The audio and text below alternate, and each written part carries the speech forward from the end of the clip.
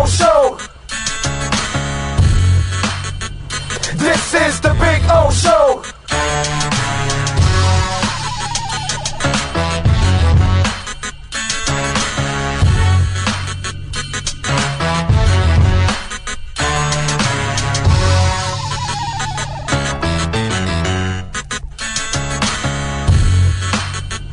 This is the Big O Show. This is the Big O Show.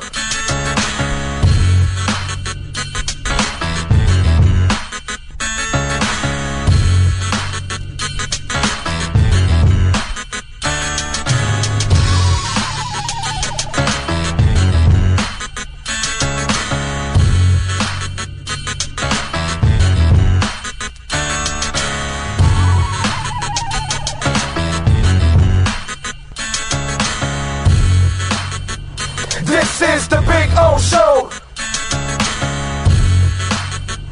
This is the Big O Show. This is the Big O Show. This. Where can you drive the new 2025 Acura Integra for only $289 a month? There's just one place, Acura of Pembroke Pines, the #1 volume Acura dealer. For over 16 years, EJDconstruction.com has provided South Florida residents quality craftsmanship, accurate project management, and exceptional service. That's why EJDconstruction.com is an A-rated member of Angie's List and the Better Business Bureau. When you're looking for the right custom home builder for additions or home remodeling, please call my friend Eric at 305-433-4843. That's 305-433-4843 for EJDconstruction.com.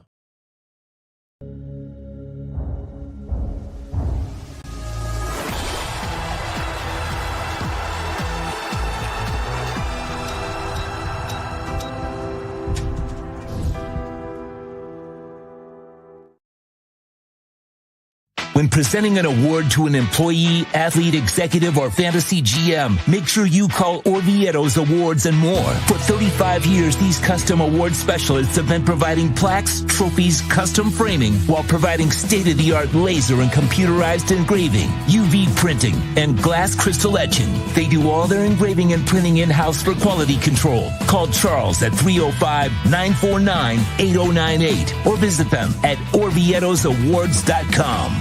Orvieto's Awards and More, where recognition is rewarding.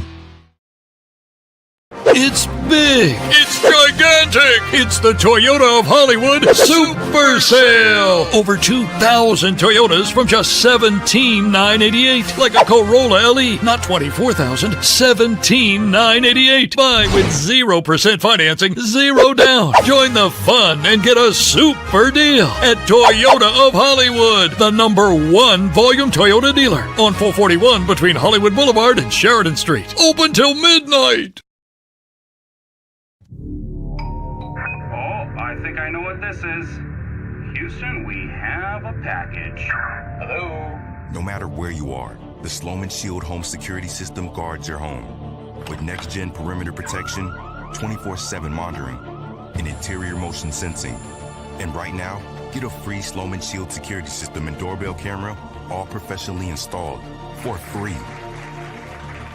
Shield your world, the Sloman Shield. If you're looking to take your home or business to the next level, then RM Contractors and Custom Drywall can assist you. RM specializes in new residential turnkey, new commercial turnkey, home and office remodeling. Call them for free estimates. Serving all of South Florida, licensed and insured. Call Ray or Mike, 305-345-3649. You work hard to create the perfect atmosphere. You dream it, we'll build it. RM Contractors and Custom Drywall, 305-345-3649 or Instagram at RMC Fisher Island.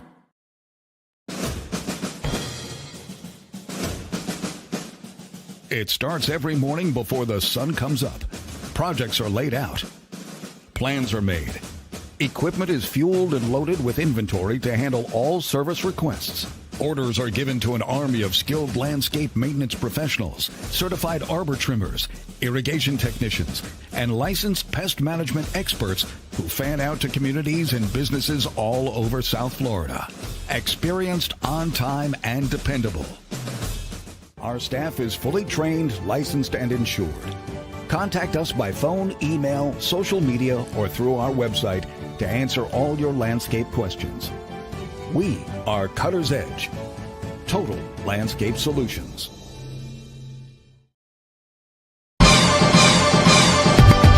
Where can you drive the new 2025 Acura RDX for only $399 a month? There's just one place, Acura of Pembroke Pines, the #1 volume Acura dealer. After 40 years, the Big Cheese Miami is still producing great Italian food. They started in 1984. Since then, they've been winning awards while being voted the best inexpensive Italian restaurant in Miami. Visit them for great food, amazing service. Witness the decades of Cane's memories. The walls are like a Miami Hurricanes Hall of Fame. The Big Cheese delivers anything on its menu or party platter menu to your home, office, or even a park for a picnic. Located at 8080 Southwest 67th Avenue, Miami. Call 305-662-6855. TheBigCheeseMiami.com, where they serve large portions at family prices. When it comes to your smile, confidence is so important. At Moodias Dental, they provide the services to get your smile back. This family-run practice prides itself by offering the latest technology to give your family the best experience possible. Moodias Dental has been in business for over 30 years with offices in Hialeah and Plantation. They accept most major dental insurances. They provide free new patient exams, 20% off select treatments. To qualify, please follow us on Instagram at moodias.dental. Moodias Dental has been in business for over 30 years. To schedule an appointment in Hialeah, call 305-821-0231 and Plantation 954-692-6825. From Invisaligns, dental implants, same-day crowns, and the preventative care and preservation to get your smile back. Go to moodiasdental.com to find out more and tell them Big O sent you. Before you buy or lease a Honda, Volkswagen, Hyundai, or any other model, compare Subaru, rated #1 in safety at Subaru of Pembroke Pines. Buy with 0.9% financing, 0 down. Forester with symmetrical all-wheel drive, $259 a month. Crosstrek with symmetrical all-wheel drive, $239 a month. During the Subaru A Lot to Love event at Subaru of Pembroke Pines, South Florida's #1 volume Subaru retailer.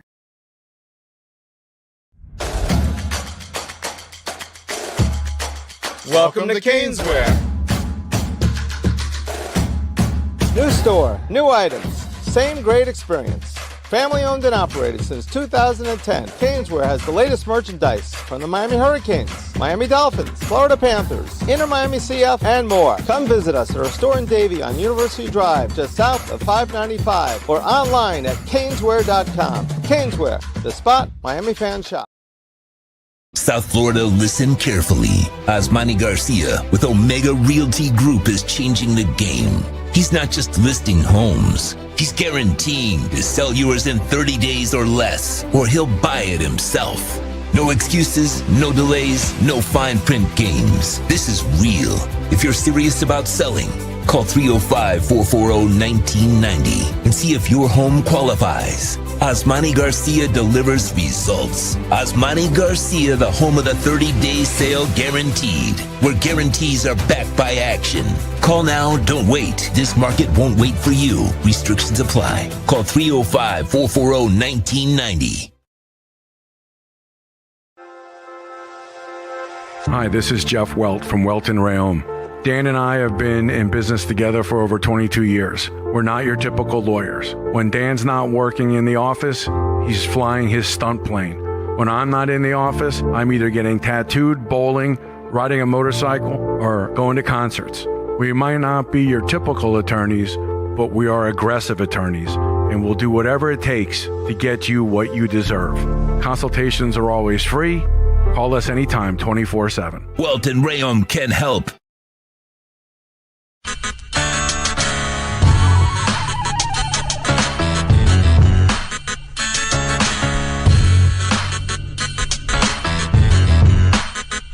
is the Big O Show. This is the Big O Show. This is the Big O Show.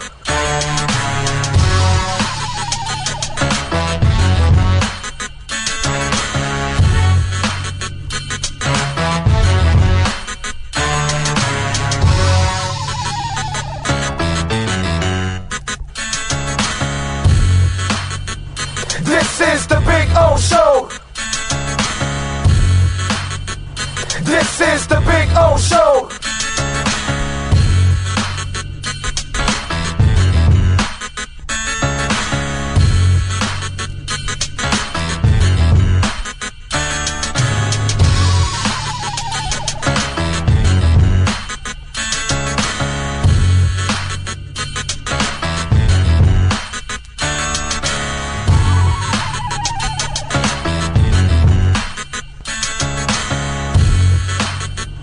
This is the Big O Show. This is the Big O Show. This is the Big O Show. This is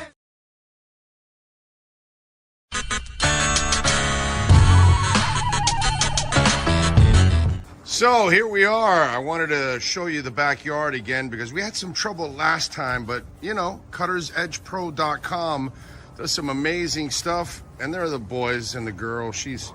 They're having fun. There we go. Right, Maiden? Right, Bono?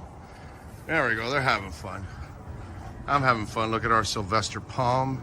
It is beautiful. We got another one in the front yard like that. You can take your home and landscaping to the next level. And the artificial turf, look at that. Look at that. The two dinosaurs going at it, huh? Look at that. Gotta love the dinosaurs. Look at them. They like to bite each other's legs. That's what they do. They play with each other and then they bite each other and they piss each other off. It's fun. One is Bono, which is the one farther away from you, and Maiden. She's the girl right here. She's a badass. That's for sure. So anyway, see the flowers are coming out.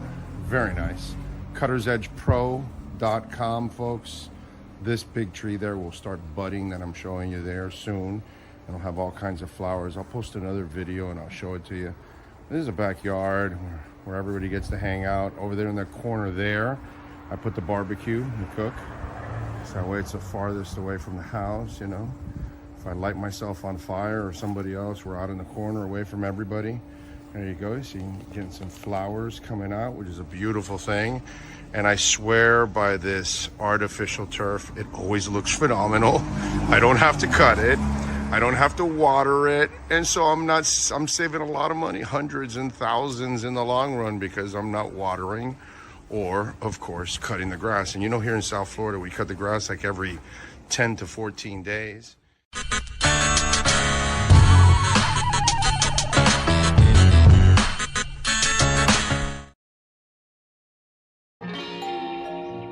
Great, you have a doorbell camera. Now you have a front row seat to your house getting robbed.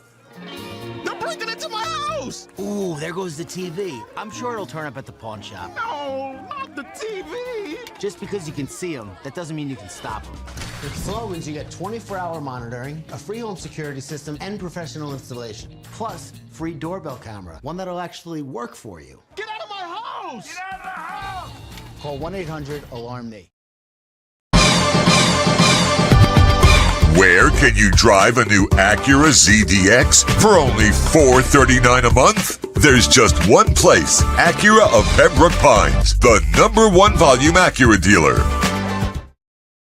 The viewpoint statements or beliefs expressed on the following program by the host, guests, or callers are not necessarily the opinions of FantasyXS.com, Media Group Inc. ownership, management, sponsors, or website. When it comes to South Florida sports teams, very few in the media have witnessed, lived, and covered it like the Big O. Let's start the program dedicated to your favorite South Florida teams with a passion that's unmatched. The Big O Radio Show is on. Here's the Big O. Alrighty. Good morning, boys and girls. Welcome Time to rock and roll. It is a Friday. It is the weekend. We are here at Acura of Pembroke Pines. The great Sean Stanley by my side. Larry Schlossberg back there running the show. It's a beautiful thing. We're trying to watch Bitcoin bust that 95. We need like that 95.3 range. You bust that, and it starts busting some of the shorts, and then we could get into getting closer to 100, and then that's when. But if we don't pass 95.3 by next week sometime, we could go down into the 80s again, and you can enjoy a little cheaper Bitcoin. But that's going to be like our next threshold, like 95.3, 95.4, 95.2, right around there. Once it starts busting that, that'll get us into 96, 97, and then starts getting some of the shorts, and it could get us right into and then the 100, right at the 100 grand mark. There's a lot there.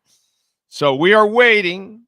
We are waiting. Right now, Bitcoin, by the way, is at 94,546. It hit 95, and then it got rejected right away because that's kind of what's been happening lately. So we're waiting for that there. The Inter Miami squad got rejected in Vancouver 2-0. The Miami Dolphins got it done with Kenneth Grant last night at defensive tackle. We'll talk about that. We already talked a lot about it yesterday after the pick last night, if you tuned in.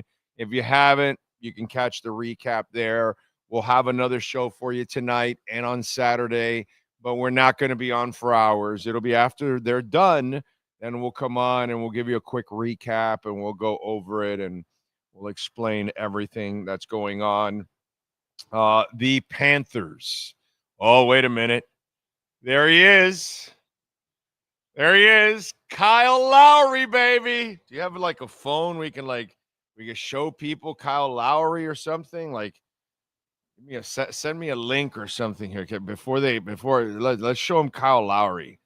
Did we miss him in time or what? Can you send me a link really quick? Let's see.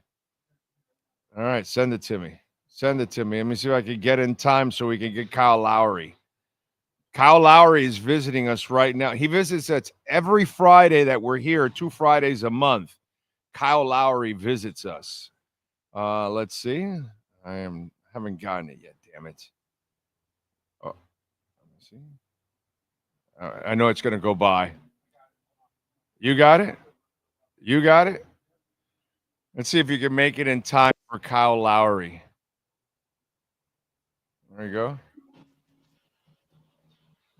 Kyle Lowry visits us. Here we go. Hold on. There you go. You got it. You took off the speaker? Okay. There you go.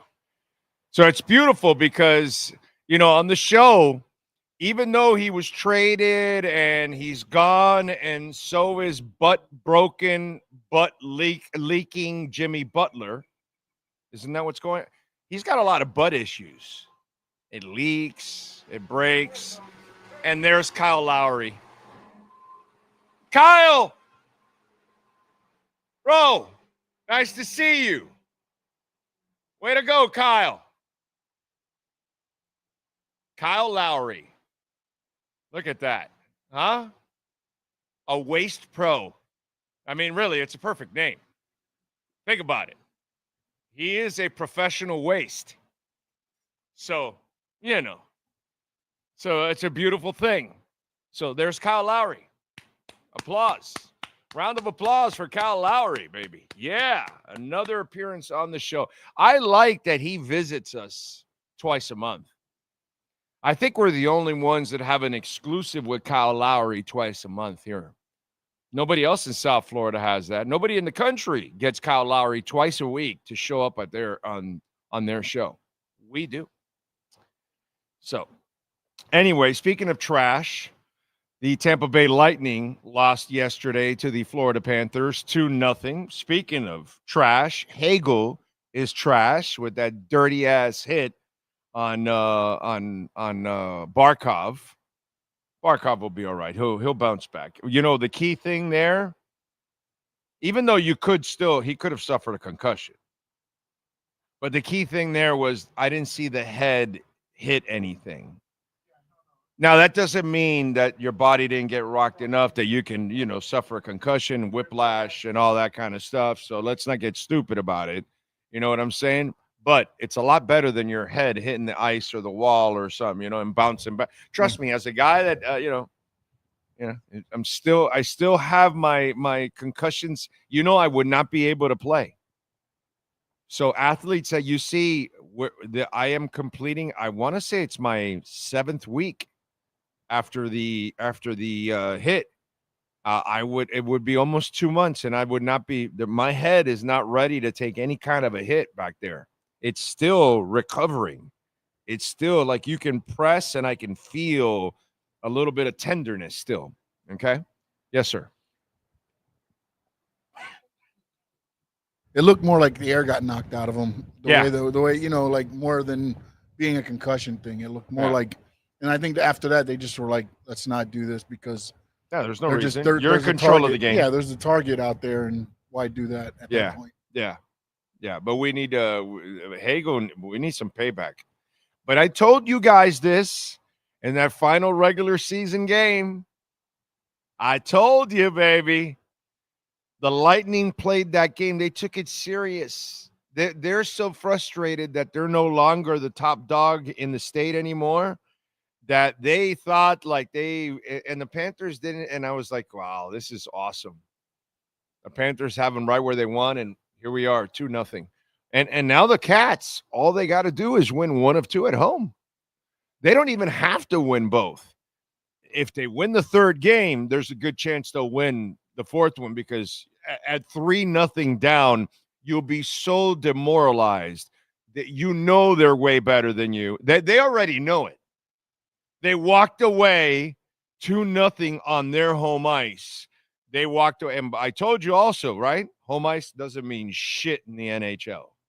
If you're the better team, you will win on the road or whatever. This isn't Dolphin football, weak-ass shit, soft-ass crap that they can't win on road, can't win in cold weather, get pushed around, all that kind of shit. The Panthers do all the pushing around here, okay? They're the tough boys here, and they're the rough boys, all right? And Tampa Bay is walking away. So, little Pete Townsend for those of you out there that may know anything about that solo stuff. But just beautiful last night. Beautiful last night. And Schmidt happens, huh? Schmidt happens. The guy had 5 goals on the season. He's got 3 goals against Tampa Bay in 2 games. That is so awesome. And I got to tell you something. I took so much pleasure in Bennett getting that second goal. Right? When he was able to stick it in that goal right before the horn, I was like, this is great, dude. I'm glad they just got it. There was only 2 or 3 seconds left. They were going to win anyway, but I just wanted to bury one more goal in their ass right there, and that was just absolutely awesome. And let me tell you something. It got a little chippy after the hit to Barkov, but they didn't really lose their cool. Like you thought maybe there'll be some, slapstick going on. Well, Kachuk and Marchand were chirping at the bench over there, hoping somebody would go, but nobody on Lightning wanted to go. Yeah, because they were ready. Yeah. Those two were ready to go. All they were waiting for somebody to get out on the ice and go, but Lightning were like, let's just take the ass kicking we're getting now and not get our ass kicked even more. Yeah. But there's gonna be some hitting. There's gonna be some payback. I have a feeling this is gonna be USA Canada. What was it? Was it USA Canada where they just dropped the gloves at the beginning? Yeah. Tomorrow night. I mean, because the starting face-off was the USA Canada with Kachuk and the other guy. They thought it might go in the second game, but I think it's gonna go in the third game. And I'll be honest with you. Last night, I had the draft to the side. I focused completely on the Panthers. I looked at it. I had my phone going, so to see what the picks were, I would look, but I wasn't really that worried about the audio and all that kind of crap. I didn't really give a shit, to be quite honest. The Panthers are the most important thing in town. They are the best team in town. They're Bitcoin and the Panthers are the only thing I can count on. Okay? It's the only thing I can count on. Bitcoin, the Panthers, Caspa, of course, but that's Caspa and others. That's another conversation. But Bitcoin is the one that everybody can count on. Not that I'm a financial advisor by any stretch. Not that I would tell you, hey, listen, we were at 8 zeros behind a penny, and now here we are in the 90s. But hey, whatever. But I focused on the Panthers the entire time, and it was awesome to watch. And I cannot wait for tomorrow at 1 o'clock. That is fantastic at 1 o'clock. Oh, that is great. I love it. And last night, that 2-0 win, that was just absolutely beautiful. To walk away up 2-0 and win both games in Tampa, you can't beat that, man. You can't beat that. By the way, I want to remind you, we're here at Craig Zinn's Acura Pembroke Pines, and they've got some great deals going on right now. And I want to remind you also that the ZDX, the 2025 models, they're going to be, a little bit delayed because of some of the stuff going on. Plus, you're not going to get the deals that you could get right now for the 2024 models that they've got in place. And you could get it right now for $439 a month, 0% financing for 72 months. Take advantage. They've got a nice selection of ZDXs here. So if you're looking to get electrified, this vehicle is amazing. The two-wheel drive, the four-wheel drive, the sport. They've got all three different models, and they've got a better selection than practically anybody else. Probably in the Southeast United States. They are the number one volume sales dealership in the Southeast United States. So come on out here, take a test drive, check it out for yourself. By the way, the Integra, $339 a month, 3.9% financing. The ADX, brand new sedan. Okay, it's kind of like taking in, it's one of those things that's kind of like a growing kind of firestorm, in other words. For it. There's a buzz for it, but they haven't gone all out with the campaign yet. But man, it is selling. You got to check it out. If you're looking for a really nice sedan, come check out the ADX. You can get it for $359 a month.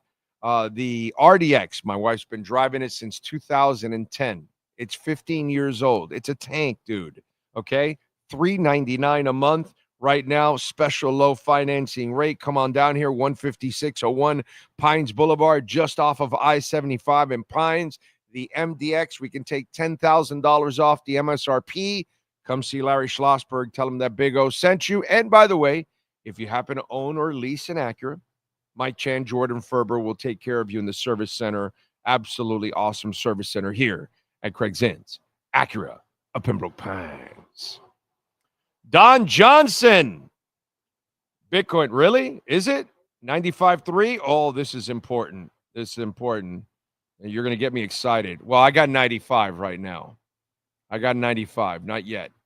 Not yet. Not yet. Let me see. Let me go to Coin Market. We're at 95.176. 217. Here we go. Here we go, Don. Because sometimes if you're like on crypto.com, I'll do it right now. You know where Bitcoin is at right now on crypto.com? Hold on. Come on, man. Why is it taking so long for the damn app to appear? Shit.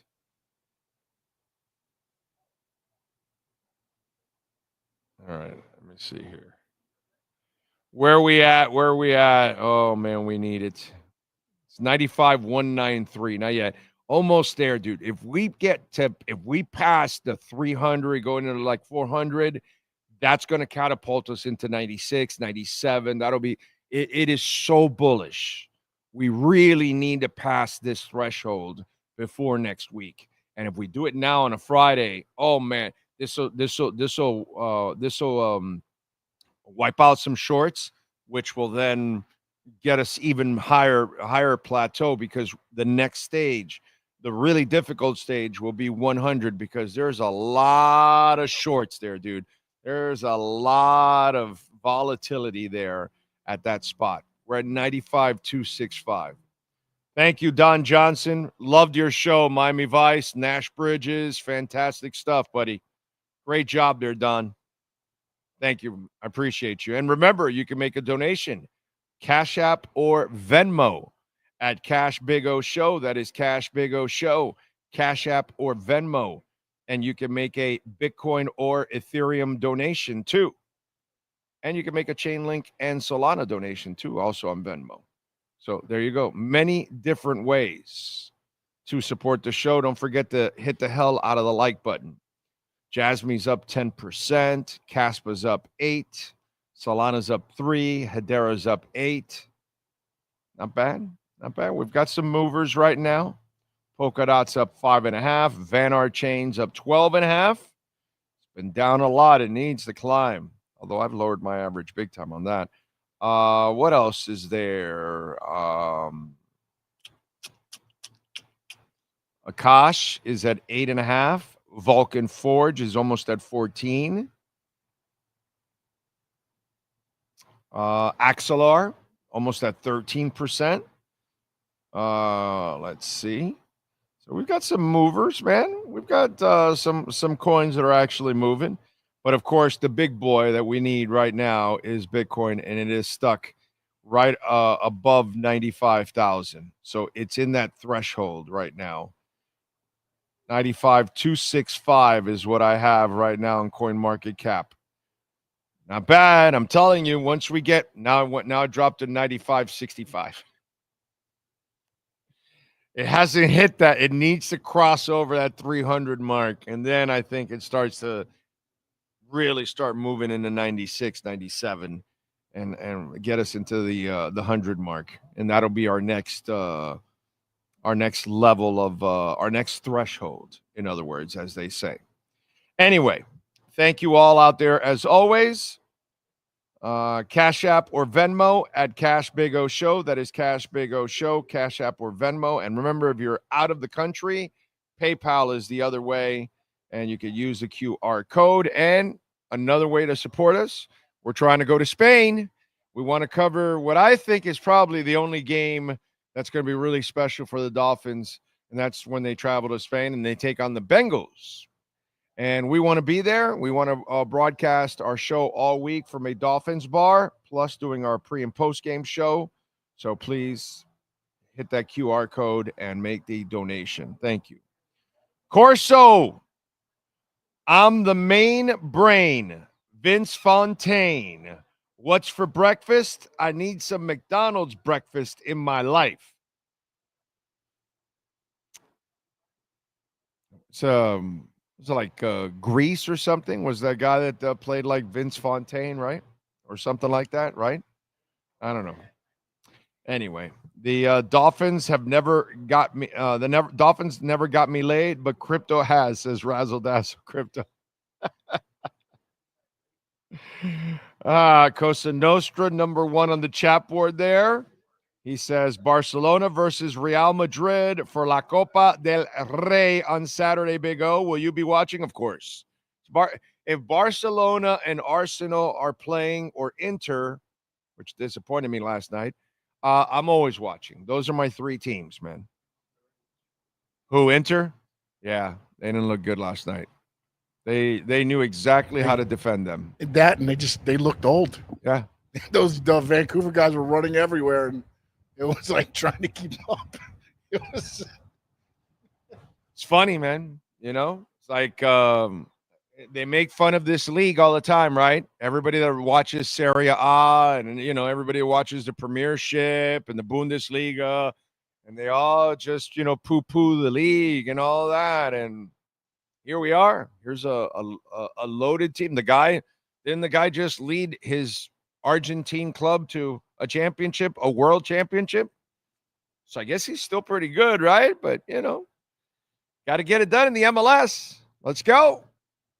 Let's go. If they lose to Vancouver next week, and now they've got to win like 3-2 to advance. No, 3. Yeah, well, they got 3-0 because they got to win. No, 2-2, they just play extra time. Well, if they tie. No, because if they get, that means that Vancouver would score 2. Well, no, okay, no, I'm saying 2-0. 2-0. Yes, I'm They sorry. tie. On aggregate, yeah. On I'm sorry, aggregate. Yeah. Now, if it's 2-1, they lost. Yeah. So I'm saying, Right, but what I'm saying is 2-0 just gets them extra time. Yeah. Doesn't even get them a win. Yeah. No, they got it 3. So they gotta do what they did last time. 3-0. They gotta win, basically. Yeah. They give up 1 goal, it's a tie. They have to have the differential now. So, and if they don't do that, it's like, what more do you guys need to win? That's what I keep saying about this whole mess. You can tell they're not used to the physicality. Yeah. Because at times it's the odd. MLS is more physical than most leagues in the world. Not better, not even close. The talent in many other leagues are better.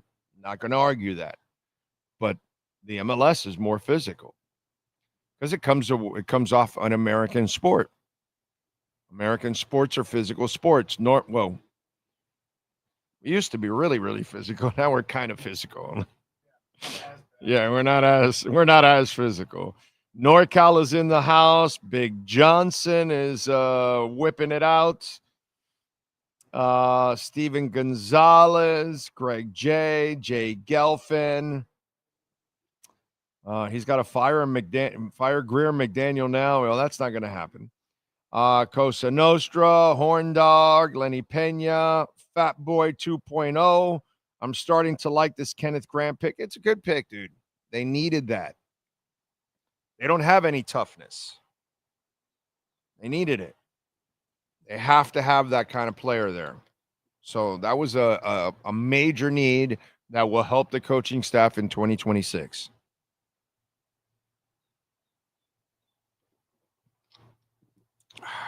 Like all of these picks, they will help out in 2026, whoever the new coaching staff is.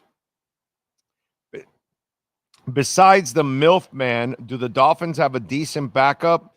Not trade all the 7th or one of the 3rds to get a late 2nd pick and get Sanders? They're not going to do that. Again, you have an agenda that you just don't understand. I keep trying to explain it to you guys. This is not about what you think of the future or any of that shit. These are 2 men trying to save their jobs. They are going to pick players that can help them right now and win. Period. End of story. They're not thinking about a backup quarterback. They already settled on the backup quarterback that they have, and that's the MILF monster. And to me, that ain't shit, but whatever. It is what it is. You move on. If Tua goes down, nobody's saving your season anyway. So it doesn't really matter. What's there to save? With Tua, without Tua, your team ain't shit anyway.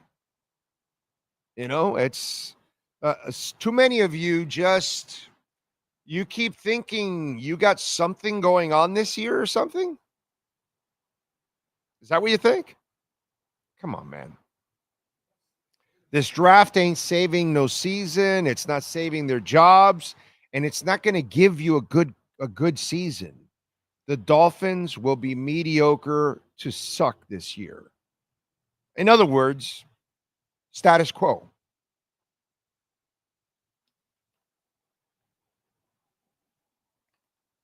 So stop it already with your scheming that, oh my God, if we can get this and that, nothing is saving this season. The season is over. The quicker you are to realize this, you will enjoy the upcoming season, because you just got to hope that the players drafted can help contribute for future seasons when you build. That's all it is. That's what this is all about. This is not about the now. This is not about 2025. You hope that this draft is good so it can help the foundation for whoever's leading it next year. Because these guys will not survive after this season. That's all. So let's get ready to move on. Let's just enjoy the season for what it is. You hope players develop from the last couple of drafts. You hope they stay healthy. You hope these players develop, but collectively, they're not going to be it. Faster you understand that, the faster you realize that, you'll be fine. Okay? So that's all. I'm not here to sell you guys bullshit for next year or anything. I don't need to do that. I don't really give a shit. You know? I'm going to watch either way, but I know what I'm watching, and I'm watching a load of mediocre crap that'll be mediocre next year. That's all, because that's what you have at coach. You got a guy that will never get you out of anything. So nothing will change next year. Relax. No draft pick is going to bail you out. All right, let's get to it. David Furones is locked and loaded. Dolphin insider with our Welt and Rayom Miami Dolphins report. All rise, football fans, as the Welt and Rayom Miami Dolphins report with David Furones is in session. Welton Rayom has more than 62 years of litigation experience handling insurance disputes. They are committed to resolving even the toughest insurance claims quickly. Call them for a free consultation. 954-966-4646. Here's Miami Dolphins insider David Furones. All right. There he is, locked and loaded and ready to go. Good morning, sir. And we start out with this because I know you're probably getting it, but, we got the Dolphin that says, well, okay, maybe we should make a move for a quarterback at 13 because of Tua. Maybe we should get a quarterback here in the second round. Oh, why did we pick a defensive tackle when this draft is loaded with defensive tackles? We can get them in the third round, second round. We should have taken an offensive lineman here or a corner right here.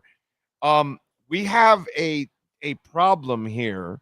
And I know some of the guys in the media and the ladies in the media, you guys have to kind of design it and sell it like this means something, or you have a shot at the playoffs or something like that. I'm not doing that on this show. This team's going to be mediocre, and no draft pick is going to save Mike McDaniel's job or season. So to me, this team needs so much. They're not even going to be better than they were last year or even the year before. So you need a great coach. You don't have one. Just enjoy the pick. This was a guy that they needed badly. They haven't had a guy that can push people around at that spot. That's what Kenneth Gant can do.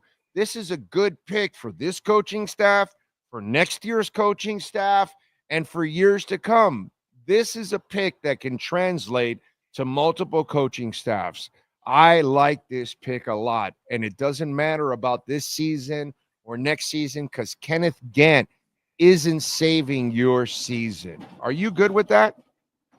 Yeah, I'm good with the pick. My preference would have been a cornerback in the first round, like most people were projecting and anticipating. And then I saw Will Johnson and Jahdae Barron were both going to be there. And I said, okay, great. The Dolphins have their pick of which one they want. And, of course, no team took Will Johnson at all. Jahdae Barron goes 20 to the Broncos.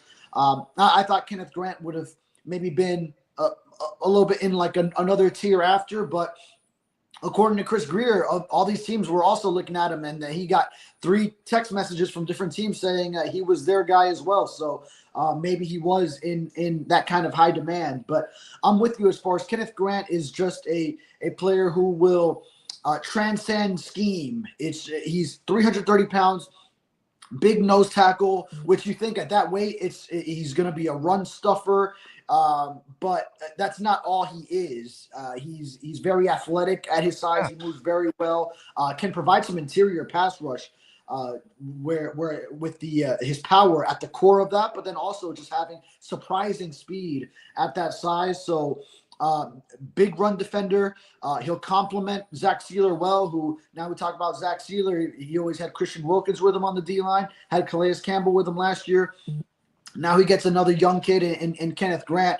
And this D-line, needed bodies on the D-line, but needed youth as well. So you get a guy who's 21 years old, and Zach Sealer's about to turn 30 after coming off a year where he was the team MVP last year for another 10 sack season. So you needed some youth, and you get that. And now, what a great influence Zach Sealer will be for Kenneth Grant early in his career. So I really like the pick, and I think there still are a lot of corners that could help the team in round 2 and going forward. So, and in free agency, dude, they're going to get a veteran or two in different spots, including corner and safety. So that's what they'll do. They're trying to save their jobs. They're trying to fill real spots that they need. And Kenneth Gant is a guy that translates quickly. And that's what they need. That's kind of what they're trying to find. You could draft a corner in the first round, and the kid might struggle early on and might not be able to get it. Maybe he gets it in year 2 or something, and they don't have time for that. This is the kind of guy that translates quickly and will fill that need right away. And remember, you got your pass rushers coming back. With now Sealer and him in the middle, at least your starting unit across the line is solid as hell, dude. Now, okay, the question is, who's the rotational tackle that comes off the bench after those guys? That's another issue. You might have to fill it in free agency, or you might have to fill it again in the draft later on or something like that. But, we'll see what goes on. But, I mean, for now, I thought it was a really good pick. The problem is we have too many people that are expecting that one pick to be so impactful that it's going to turn a season around that really is impossible to turn around. That's all I'm saying. I hear you on that. And yeah, you look at this defensive front now. It starts to feel again like, okay, this is pretty loaded. If you get a solid rookie year out of Kenneth Grant, you have Zach Sealer there. Now, yeah, you're still going to need another body or two, and you need to rotate guys. I know they brought back Matt Dickerson. He was up and down from the practice squad, and he's previously been on the Chiefs and was on the Super Bowl roster. Did they bring Hand back? Did they bring Hand back? No. Deshaun Hand went to the Chargers. Oh, okay. Deshaun Hand went to the Chargers in free agency, first week of free agency. So that was a big loss, I felt, because I really liked the season he had last year, where maybe he could elevate himself to surefire starter, and then still. But he was playing high snap counts at a high level. And then the edge rushers. Now Chop Robinson's going to go into a second year. And, boy, who's going to really love playing behind Kenneth Grant is Jordan Brooks at linebacker, to be able to feed off of him. I know Zach Thomas will always talk about playing behind Tim Bowens and how much that helped him, and just how he took care of blockers for him. So, that's that's what I was explaining last night about Kenneth Grant. Yeah. Like, while Tim Bowens is phenomenal, he was phenomenal because he held up guys. He really, stopped people from moving on the line, and he freed up his linebackers to make, plays. It was the guy next to him, whether it was Gardner or somebody else, would be more of the penetrating tackle. Well, sometimes, excuse me, you'll get defensive tackles that aren't great at holding up, but they're more disruptors where they penetrate and get off blocks and stuff like that. Well, this kid does it all. He can hold up two guys if you need to. He can actually pull a move on a guy and penetrate and blow up a play or get to the quarterback or something like that. That's the beauty of Kenneth Grant, is that he actually is really an all-around defensive tackle. He's not really a two-down tackle. He's actually a four-down tackle. If you feel like playing him on every damn down, you could actually play that kind of guy on every damn down. That's what I'm talking about. Right. It has come up with some sacks, which it's a lot more difficult to get those sacks from the interior, going against the centers and guards and not coming off the edge. And I was really impressed that he bats the ball down at the line of scrimmage. Yeah, dude, he's an athlete. Yeah. You got to be athletic to do that at that size and have the instincts to get your hand up. So he disrupts it's not only just the both, okay, in the run game, how he will consume blockers so the linebackers are free. It's that he will go get them himself. He'll go get the ball carrier himself when the time calls, And then also he's got some pass rush moves, and he could obviously still stand to improve in that, and that'll come with time. And Anthony Weaver, defensive coordinator and a great D-line coach in the past, he's going to work wonders with him, developing him, as well as Austin Clark as D-line coach, which I love the work that both of them have done in Miami. I think they're going to take him in and work wonders. And, Grant, he disrupts the passer in so many different ways, pushing the pocket, getting his hand up if he can't get there. Good pick, home to the quarterback. Yeah. Opening up a lane for someone else to get there. So there's so many ways that it could help. Toughness, bro. Toughness. This team isn't tough. This team is soft. It's been soft for 40 years, dude. 40 years. This team gets constantly pushed around. No matter what, this guy does the pushing around. They need these kind of people on this team, dude. And that it's not only can he play, he brings the tude that you need desperately on this team. He has that Tim Bowen's nastiness to his game, while he brings some like a real level of Randy Stark's athleticism to it, that he can disrupt shit. It's just, and I see Skylar Tipton says, Big O's got us circling the drain. Yeah, dude, I'm sorry. I'm just not going to bullshit you. It's not going to be a good year, but this draft isn't saving your season. I'm sorry. You know what I mean? For months, and I think I've done it with you on this segment. Now Tony Pauline finally reported it, but have I not been saying for months that people in the building have lost confidence in McDaniel and that they want off this ship? Have I not said it on your segment? Oh, yeah. Just about every time. Yeah, just about every time, right? Finally, Tony Pauline has come out and said it, just like when I knew what Flo wanted at quarterback, that it wasn't Tua. Omar finally got it, and it was Jordan Love. You guys still don't know about something really big that happened with Tyreek. I'm still wondering. I'm still trying to find out if any of you guys are going to find this out. Anyway, so it's just I'm glad that finally somebody put it out there. That this is what's going on, and people don't. The people in that building are not convinced with the guy that is leading, and that's a major problem. And so, as Dolphin fans, my message to Dolphin fans is, dude, just enjoy the season for whatever it is, because it's probably not going to be a good one. Just hope players develop and hope that this draft class is really good and can help future coaching staffs. And when I see Kenneth Grant, I see a guy that the biggest problem that's happened here, it's not so much the personnel stuff. If you look at it collectively, you've had enough talent to come through here and keep it to have a pretty damn good team. Your problem is your constant changing of head coaches, assistant coaches, like coordinators, and their assistants have created a problem that from year to year, there's so much turnover that they don't like the same players. And then you end up losing the wrong ones and keeping the wrong ones. You know what I'm saying? And it just becomes an imbalance. And that's a problem, because we can start and say, well, dude, don't you think they could use Brandon Jones right now? Oh, yeah. Yeah? Okay. You don't think they can use Hunt right now?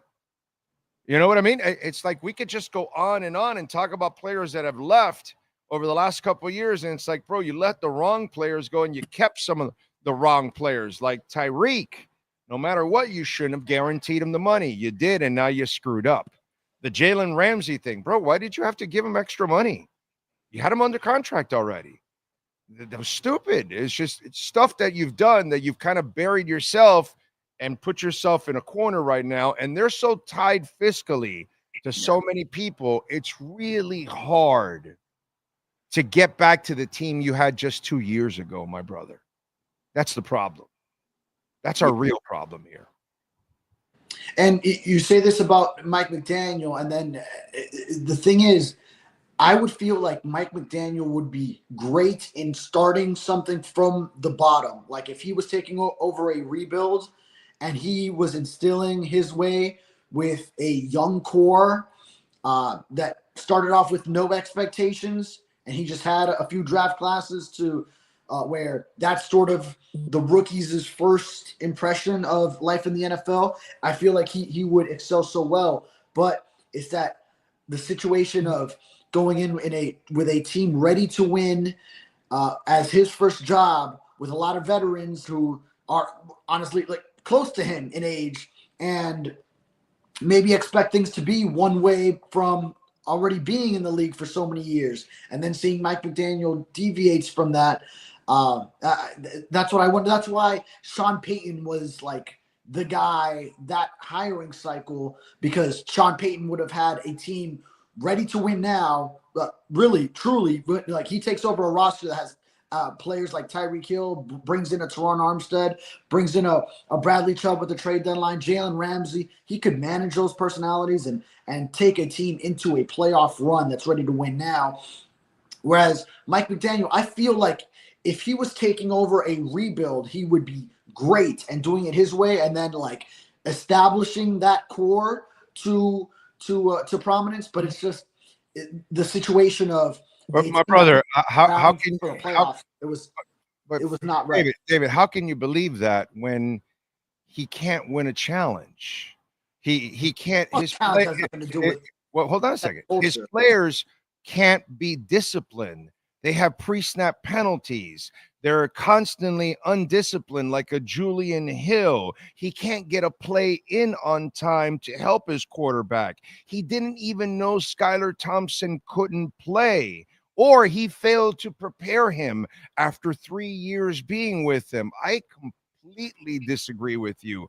I don't think Mike McDaniel should be anywhere near molding any kind of a team.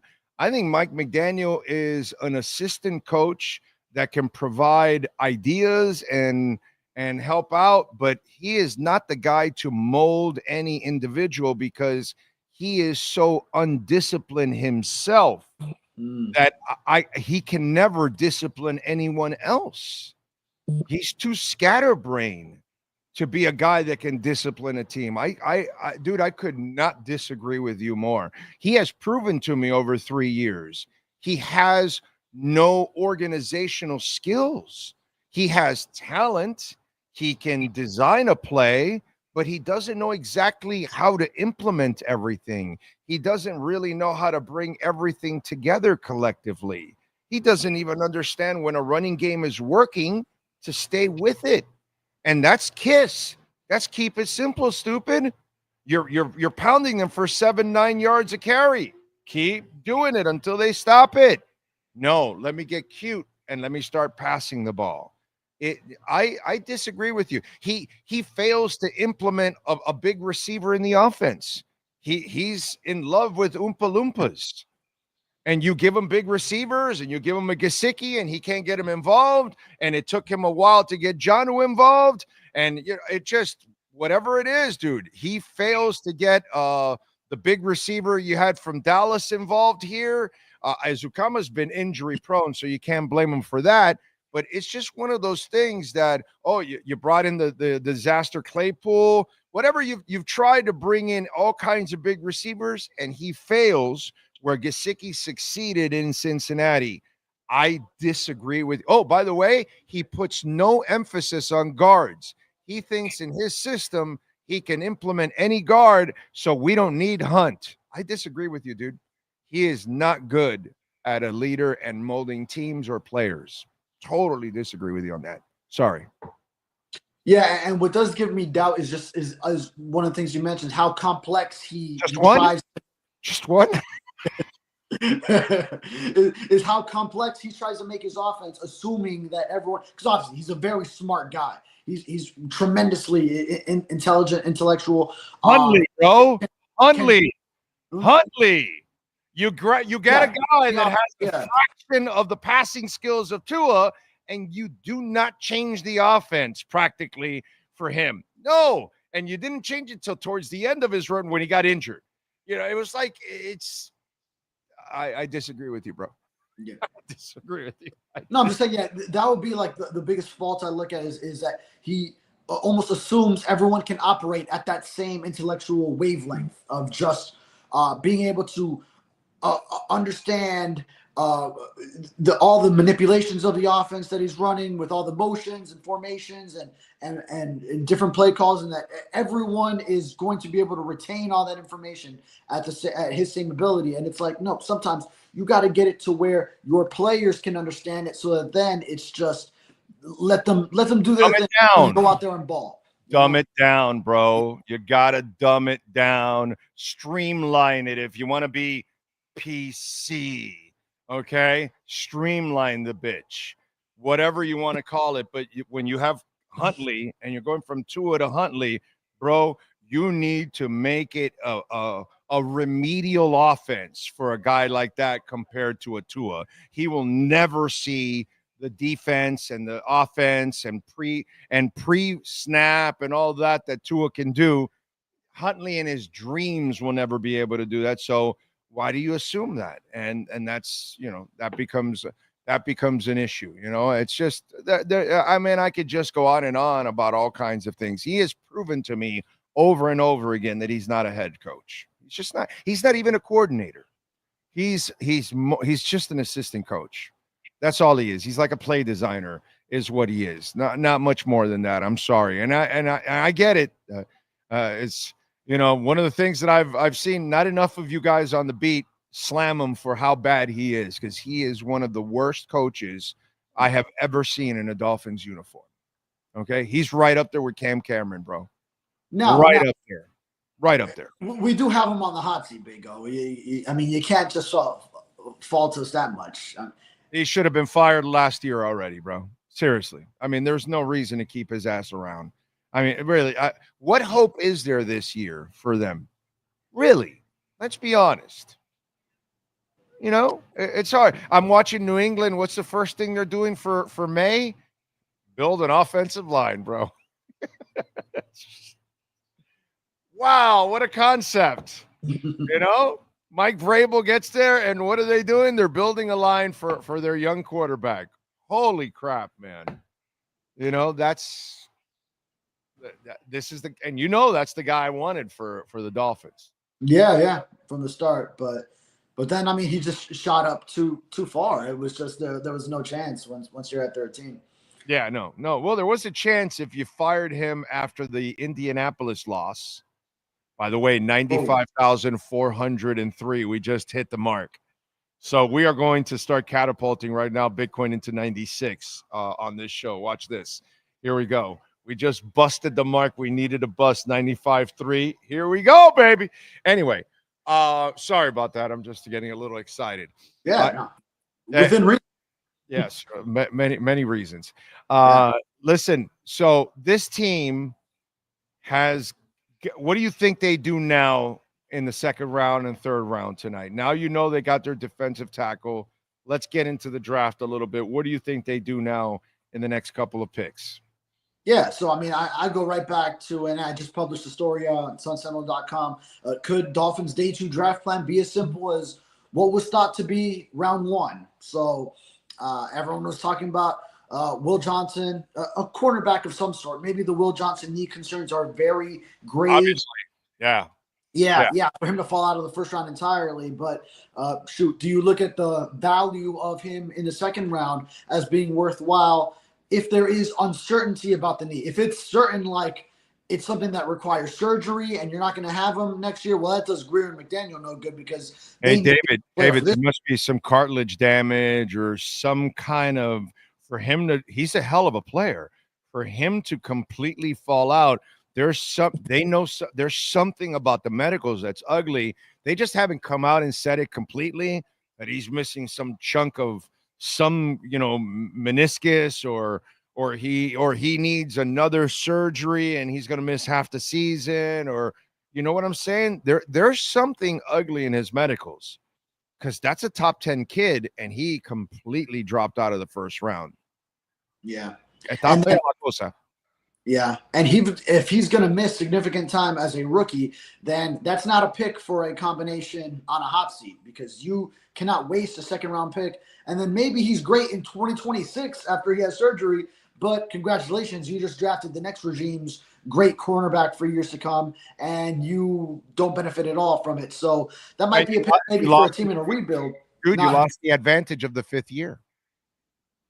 That's true too. Yeah. So now as a second round player, then there is no 5th-year option to go with his rookie contract for whoever you do pick up. But I do look at cornerback just overall, and aside from Will Johnson would be one where, depending on what you see with the medicals, and if that's a good value pick, then go for it. But Siobhan Ravel out of East Carolina. I think Trey Amos out of Ole Miss, Notre Dame's Benjamin Morrison, the kid out of FSU also. Iowa State's Darian Porter. He's 6'3", long arms, so similar to what you like, the traits you liked out of Will Johnson, 6'2" with long arms. So I can see that as well. So you and I are on the same page. I talked about all those guys yesterday. I talked about Ravel, Amos, and Morrison and Porter on the show last night. Cool. And then Jackson, Connerly, maybe M'Bow for the guard tackle combination. The kid from Ohio State, Oregon, and Purdue. Those are some of the guys that are going to be in that area of 48. They're going to go somewhere in that area. Now, Connerly got picked last night, right? Oh, that's right. He did. Yeah. Shit, that's right. I forgot. Yeah. I guess he won't be there. right. So there goes that. There's that Jonah Sabanea kid too. Yes. Arizona. Yes. That's another guy that'll be in that area. Yeah. So, or Tate Ratledge from Georgia. He's a guy a lot of people like. So especially with the flow, the flow of his hair, the mullet coming out of the helmet. That would be fun. Seems like a cool guy.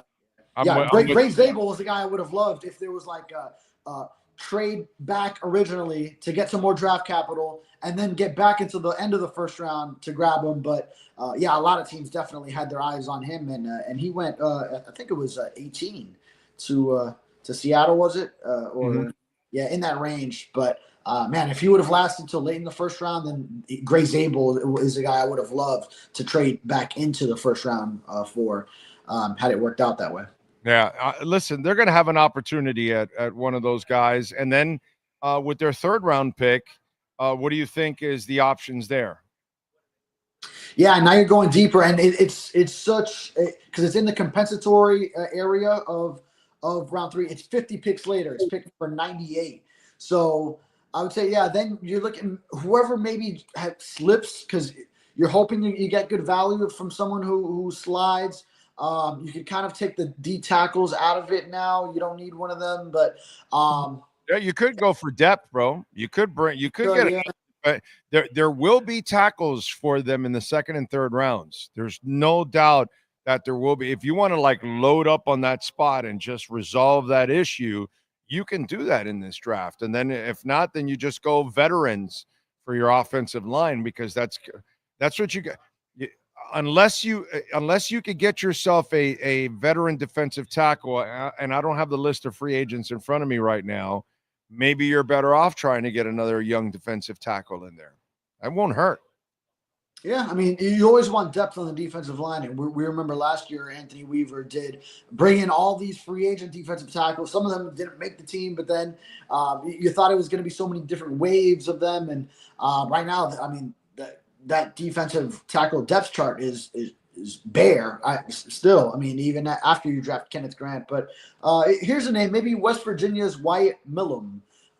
He's big, 6'7", 313, plays tackle, but a lot of people think he'll play guard in the NFL. So maybe him if he's around there. And I mean, he's expected to go in the middle, so kind of like not a guy that. See, a lot of the guys I'm thinking of are like 2nd rounders, and they would have to drop into the late 3rd.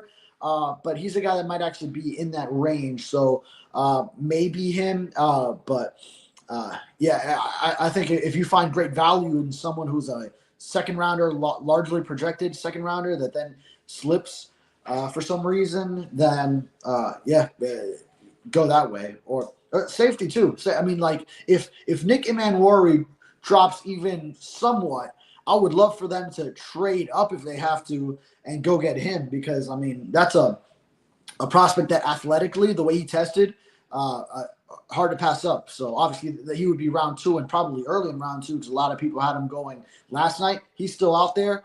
And if you want to make it where it's not a cornerback, but you add to the secondary at safety, then shoot, he would be exceptional. And I might trade up if there's a certain spot where he's still there and you can go get him. All right. What'd you think of the Shedeur Sanders stuff? Yeah, now falling out of the first round. I think a lot of people kind of maybe saw this coming, but I didn't think he would fall out of the first round, dude. Yeah, I think I saw a drop coming, and then it was kind of like, what did the Steelers do at 21? And I thought for sure they would take him. I fell for it. I thought for sure they would take him. Yeah, if there's a coach who could handle maybe like get Shedeur Sanders right, you won't have to worry about Dion in the coach's ear. You would figure it would be Mike Tomlin, but boy, it's telling that even he passed up on Shedeur.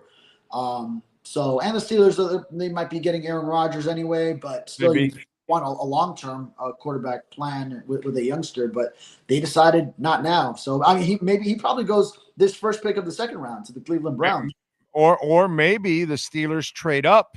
Oh, wait, it's the Browns? I doubt the Steelers are going to trade with the Browns. I doubt the Browns will trade with the Steelers. No, yeah. That's why, I mean, this kind of falls right into the Browns' lap is first they trade back, so they passed on Travis Hunter, so you never know. But hey, they end up with Mason Graham trading back, adding next year's first, another second, and all these other picks, and now they could still get Shedeur at the start of the second round. So who a lot of people were saying, like during last season, some people had him before Cam Ward, and then I mean he's there for the first pick of the second round. That could be a home run for Cleveland. If you trade back, you get Mason Graham, and then you still get Shedeur Sanders with your own second round pick, that could be a good spot. That would be awesome. It's like getting Breeze in the second round for the Saints. Listen, man, Montana went in the third. Mark Brunell went in the fifth. Let's see. Brady. Brady obviously is the one everybody uses in the sixth round. But Russell Wilson was a third rounder. Russell Wilson was a third rounder. I mean, people have found quarterbacks after the first round a whole bunch of times. Derek Carr was a second rounder. So, people have found quarterbacks and have had success. I want to say Matt Hasselbeck might have been might have been a second rounder. Kurt Warner. Yeah. So I mean, Kurt Warner was a street free agent, dude. Right. Okay. Green Bay one off season. Ron Wolf had Brett Favre, Mark Brunell, Aaron Brooks, and Kurt Warner. They cut Kurt Warner. And then Kurt Warner went to the Arena League, and then that's when the Rams picked him up. And then Ron Wolf went and traded Mark Brunell to Jacksonville, traded Aaron Brooks to New Orleans, and went and drafted Matt Hasselbeck. I got that. Who draft what? Matt Hasselbeck in the sixth round? Matt Hasselbeck in the sixth round, then traded him for a first rounder from Seattle because Miami offered a second rounder. That's what it was. Wanstead offered a second rounder. Seattle offered a first rounder. Then Ron Wolf drafts Matt Hasselbeck and turns him from a sixth rounder into a first rounder. How about that? Ron Wolf is God. Okay? When it comes to God of quarterbacks, there is nobody better than Ron Wolf. Nobody. That's it. Yeah. And didn't that Green Bay staff, they had like Andy Reid there and Andy Reid, Mariucci. Yeah. It was Holmgren was at the top. Yeah. Gruden, all those guys were all there for dude. They were all developing those quarterbacks. They were all there, bro. All those guys, yes. And notice it's funny how they do things old school way with the quarterback, like how I grew up with it.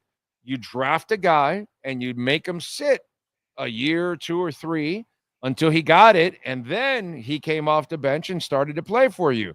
Right.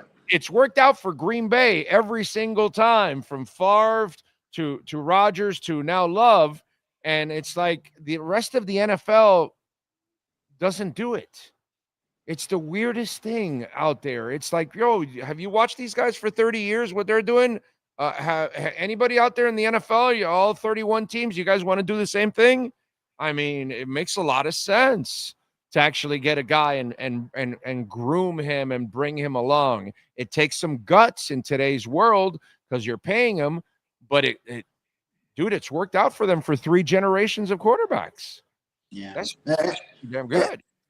That's the issue when coaches and GMs don't have that longevity where you're trying to build a roster, but you also, as the owner of a franchise, as franchise decision makers, you got to see if you got a guy that your brass, your personnel brass, has decided on correctly. So you need the almost immediate feedback. But Green Bay has been a place where they say, nope, we know we're good here.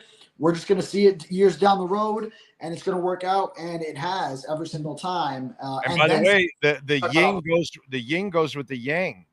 If you get stability at quarterback, well, there's a good chance you'll have more stability at head coach. You won't be making as many changes, and which is true. They don't make as many changes as everybody else. It's kind of like the Steelers. They're the reverse. They stay with their coaches no matter what, and they've had success with all their coaches, and all their coaches go through some ups and downs, but they stay with their coaches no matter what, and they end up with the resolve. They end up actually succeeding, and it works out for them. You know what I mean? If you believe in your coach, you're going to have to go through some tough times. That's all. You know what I mean? If you got Spo, brother, shit's going to happen. We're going to go through some rough times, but we know if you give Spo a couple stars, we're going to win it all. That kind of stuff. So you got to take the bad with the good, but it's hard, bro. It's hard as an organization to have that resolve and that belief and say, no, this is how we're going to do things with our coach.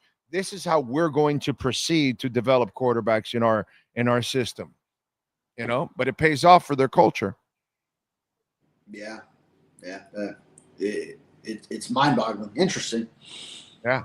It's like the Kareem Skyhook. Okay, well, why isn't anybody else doing it? He did it forever. What is wrong with all you people? Bro, it's undefensible. Somebody learned that shot. And it's like, how is it that nobody's learned to do the skyhook? It's like, it's the craziest thing. It's staring you in the face how to do things the right way, and yet people stay away from it. It's the weirdest thing, dude. All right, what do you got going on to get the folks prepared for this weekend? Yeah, we got a bunch of coverage at sunsentinel.com. Everything Kenneth Grant from yesterday, what Chris Greer and Mike McDaniel said, and all the facts about the Dolphins' new first-round pick. We'll also be meeting him later tonight, right before the second round. So we will have some coverage on that. I just posted a day 2 advance preview. So I mentioned the cornerbacks. That's kind of my focus of it. Is now it's still kind of you look there. And my colleague Chris Perkins posted a top 20 players still available on day 2 of the NFL draft. So make sure to check that out as well. And then through tonight and all day Saturday through Saturday night and Sunday when undrafted prospects are being signed, we will be all over all the news. All right. Good stuff. Bro, the market is down 184 points and Bitcoin is up to 95,610.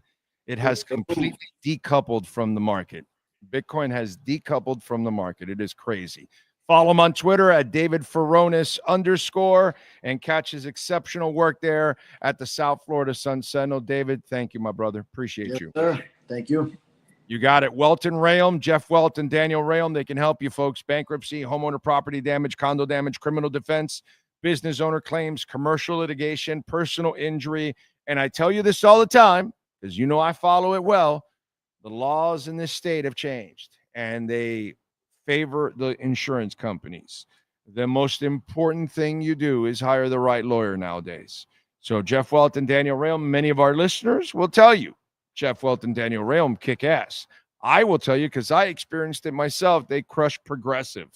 Call them 954-966-4646. Anywhere in the state, call them, man. You got some issues? Insurance companies not living up to their responsibilities? Call them. Maybe you think you have a case, you're not sure. Consultation's free. 954-966-4646. This has been another session of the Welton Rayom Miami Dolphins Report with David Furones. At Welton Rayom, they don't get paid unless you win. They handle complex personal injury claims caused by the fault of another in both state and federal courts. They handle auto, trucking, motorcycle slip and fall, and bicycle accidents. Call 954-966-4646. Welton Rayom can help. Folks, you can make a donation to the show, Cash App or Venmo at Cash Big O Show. That is Cash Big O Show, Cash App or Venmo. And you can make a Bitcoin or Ethereum donation. Let's see. By the way, we are at 600 now. 95,607.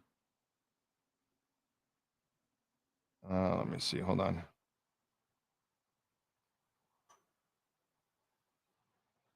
Okay, let's see where we at right now. Let me make sure. 95,542. So here we go. We busted through that 300 mark. This is huge. This is huge. Now some shorts start getting liquidated. We could pop to 96 very soon. This is exciting. Exciting and new. Come aboard. We're expecting you. The Bitcoin explosion. Corso wants to draft Dirk Diggler. Might get it done for us. If the Dolphins aren't going anywhere, no matter who they draft, which is very likely true, says Brennan, then don't worry about the holes on the team. Just take the best player available. That's not what they're doing. They got your agenda doesn't matter. My agenda doesn't matter. It's two gentlemen trying to save their jobs, and you have to understand that. So they're going to take the players that will fill some needs, and they need it. Not just needs, but they need it badly. And they're going to try the best way to put together a team that they think can win games, win more than they lose, get to the playoffs, and maybe even win a playoff game. That's the way they're thinking. Even though I don't believe there's any chance. I think Chris Greer could have an awesome draft, and it already started off fantastic. To me, it doesn't matter. An awesome draft will not save the season, and Mike McDaniel's not good enough to get you in the playoffs anyway. So it doesn't matter to me. But you have to understand the agenda that they're using, that's what's going to happen. Whatever you want, whatever I want does not matter and will not happen. So they're not taking a quarterback in the first round like we told you over and over and over again, and there you go. All right? This is just the way. So expect them to do things to try to save their jobs. That's what normal human beings do in this position. Let's see. With the QB hit away from being out 6 to 8 weeks, protection is more important than pass rush. Good player, though. Again, nothing saving this season, dude. And whether the quarterback plays all 17 or he doesn't, they're still not going to win enough. They're still not going to be good enough. Let's see. Do I think Anthony Weaver will make a good head coach? Yeah, I like him. But right now in this situation, it's not good for him.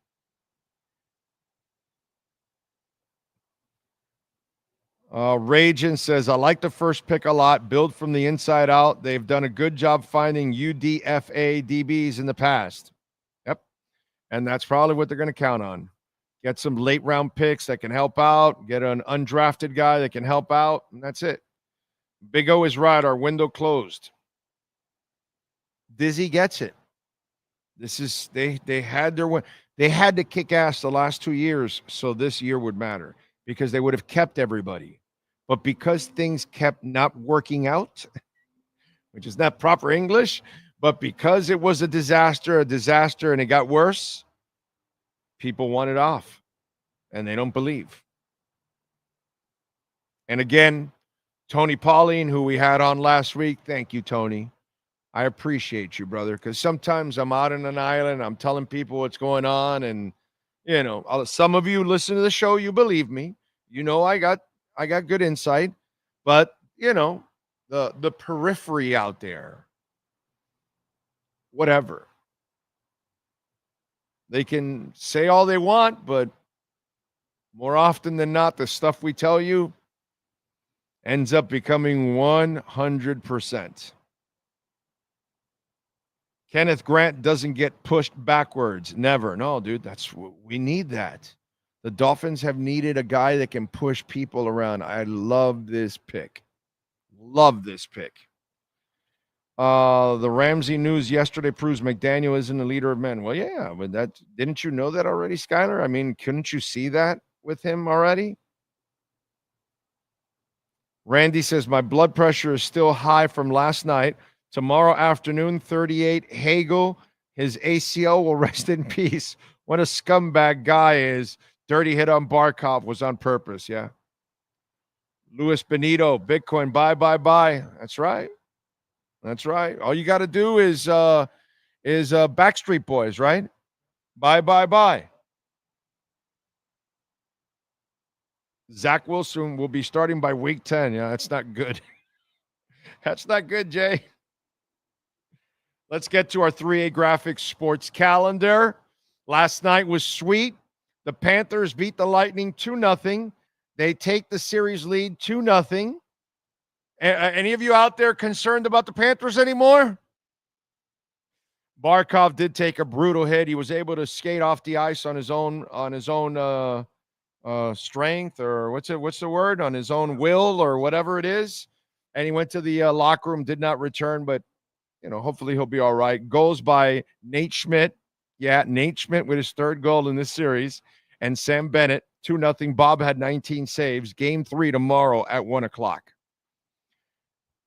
Let's see what else. Vancouver over Inter Miami in CONCACAF Champions play. 2-0.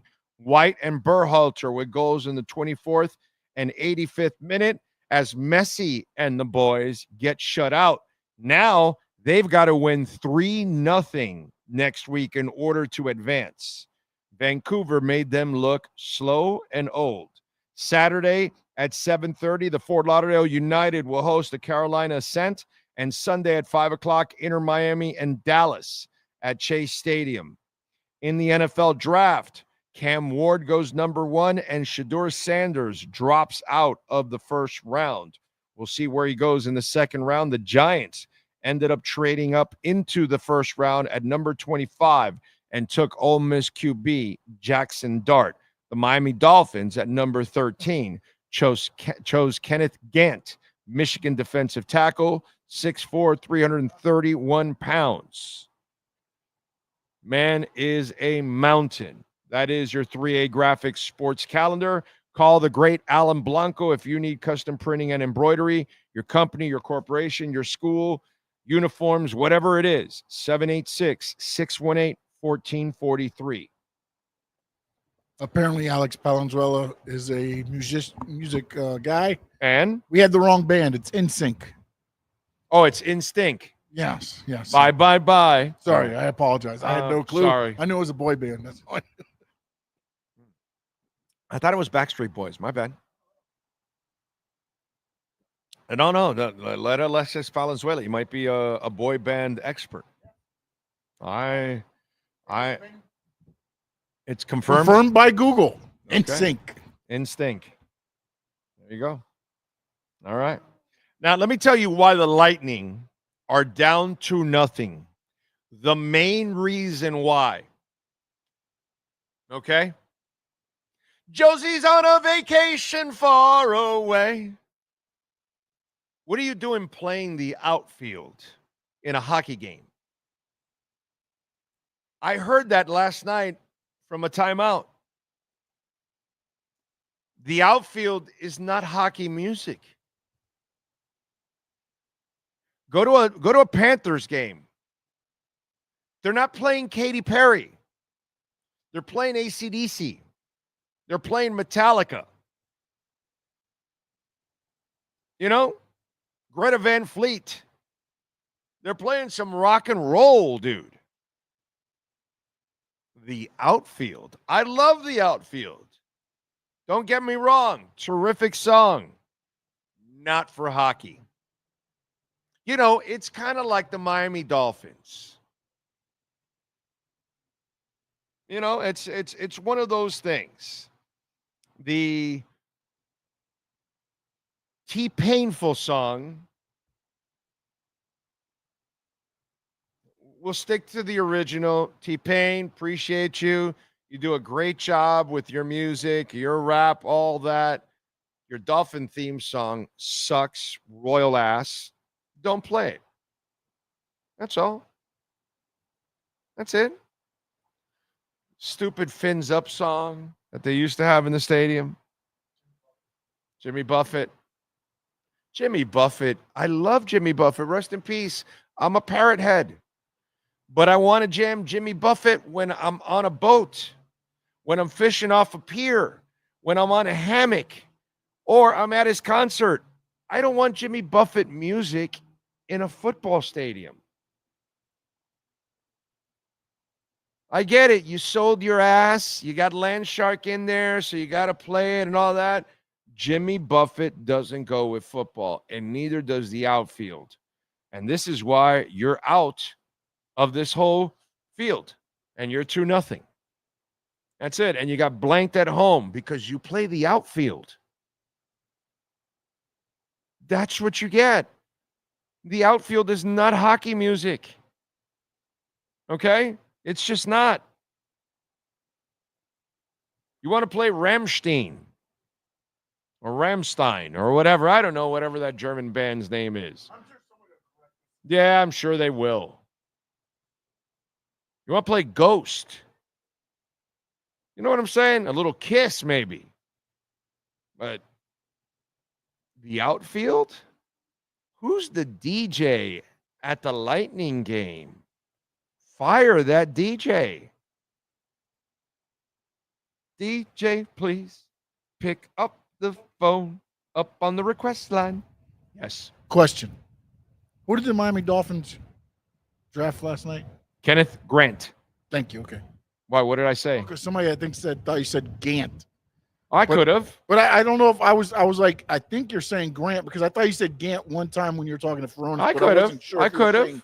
Grant or Gant, but then somebody in the thing, so I just wanted to make sure that it was. No, I know it's Grant, but I might have said Gant. I don't know. Sure. I was calling the jihadi kid Brown. Yeah.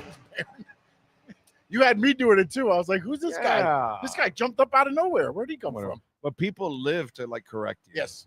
Like all these little things, like That's what when the Giants they traded love back busting up, your balls on that. Did you think they were going Shador, the Giants? No. Or you thought Jack? I thought I was convinced that they were turned off by Shador. Yeah. I was convinced because they're kind of a tight ass organization. Yeah. Apparently, Dayball loved Dart the whole time. Dart, his physical ability is way better than Shador's. Yeah. His physical ability is awesome. So that's why if you corral Jackson Dart and you can see Jason Jackson, if you can, somebody, hey, you call him Jason, you asshole. Jackson. So if you make that kid a quarterback in the next level, you got yourself a steal, dude. Steal. And plus they got in so they can get that 5th year. Yeah. No, yeah, it makes sense. Smart. And then although man, to be in that quarterback room with Jameis Winston and Russell Wilson, I can chill with DeVito. It's like one extreme to the other. He's got DeVito in there. Yeah, and well, he's just serving some Italian food there. He's bringing in the cutlets. That's all. Tommy's just, Tommy's there for the food. He's just there for the food. He's just there for the food. He's just cooking. It's what you want the Italian dude to do. Just cook. That's all. So apparently with the Steelers and Shador, there was one guy on their list. And that was the guy that they ended up drafting if he fell to them. If he didn't fall to them, they were looking at Shador. But the guy they wanted the whole time was the one that was still there. So don't they all get the guy they want? At least that's going off of the GM and Tomlin talking again. Take it for what it is. They always get that guy that falls right to them. You know, it's amazing. You know, we really targeted him throughout the offseason. We had so many interviews with him. You know, we talked to him in his sleep. We talked to his parents. We hypnotized him. We did everything possible to get to know him. And then we were blessed from the football gods upon us that they landed right there at pick 247. That's the guy we targeted right away. We knew it. We knew it. We were just hoping that he would slip through the cracks and land to us. That's our guy. Let's see. Big O, huge difference from the Panthers to Inter Miami, huh? Oh, the Panthers are different from everyone in town. Absolutely different. They're tougher than Inter Miami. They're tougher than the Dolphins. They're way tougher. Well, actually, they're way tougher than the Dolphins and the Heat. Let me put it that way, because it's amazing how soft the Heat organization has become, dude. How soft their players are. Wow. Riley.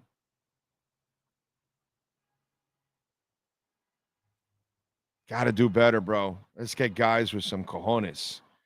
You got Davion Mitchell. Yeah.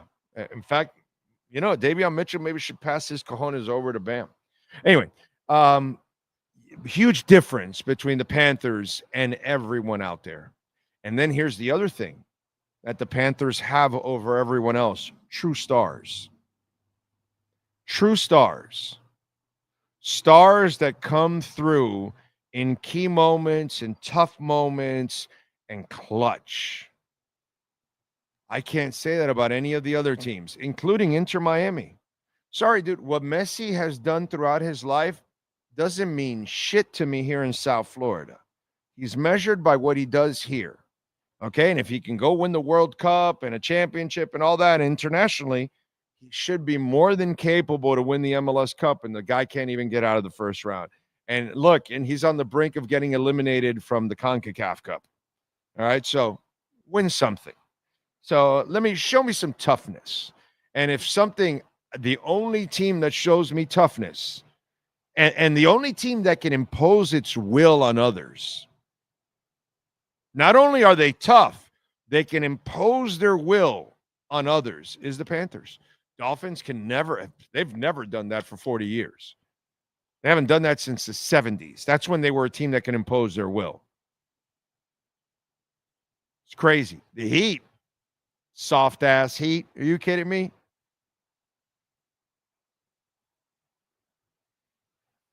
It's amazing. Yeah. Yes, sir. What you got? No, I was going to say was they have the stars in their prime. Yes. And they're using it, not whereas now we're... Yeah. We have a basketball team that likes to sign stars that are garbage trucks. I thought another one was going by. No, I was just, going like this because, the garbage truck, Kyle likes to visit. Yeah, I thought Kyle was visiting again. Yeah. NorCal says, Big O, if you already answered this, I apologize. You never have to apologize.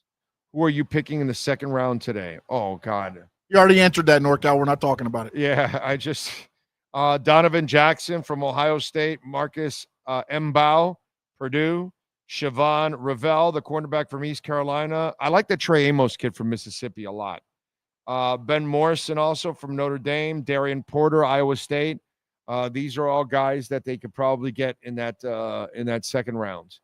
But again, we're so far away from it right now, so I don't know who's available at that time. But we'll have a show for you tonight. We'll definitely have a show for you tonight.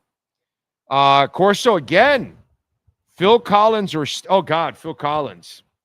It's not even close. Only one can remain breathing, though. Yeah, no. Phil Collins is way better than Sting. Oh God. Let me see if I can come up with a solo artist that can match Phil Collins, because bro, Sting is a minor leaguer next to Phil Collins. Not WO Sting. This ain't NWO Sting? Sting has only a few hits from his first couple of albums. You know, it's really nothing. It's not anything out of this world. He's more Police than anything. Phil Collins doesn't need Genesis. Phil Collins is a Hall of Famer all by himself. Sting is not even close. Sting can buy a ticket to the Hall of Fame for himself. The Police are Hall of Fame, but Sting is not. Putting Phil Collins and Sting together is an insult to Phil Collins. I got to tell you, my brother.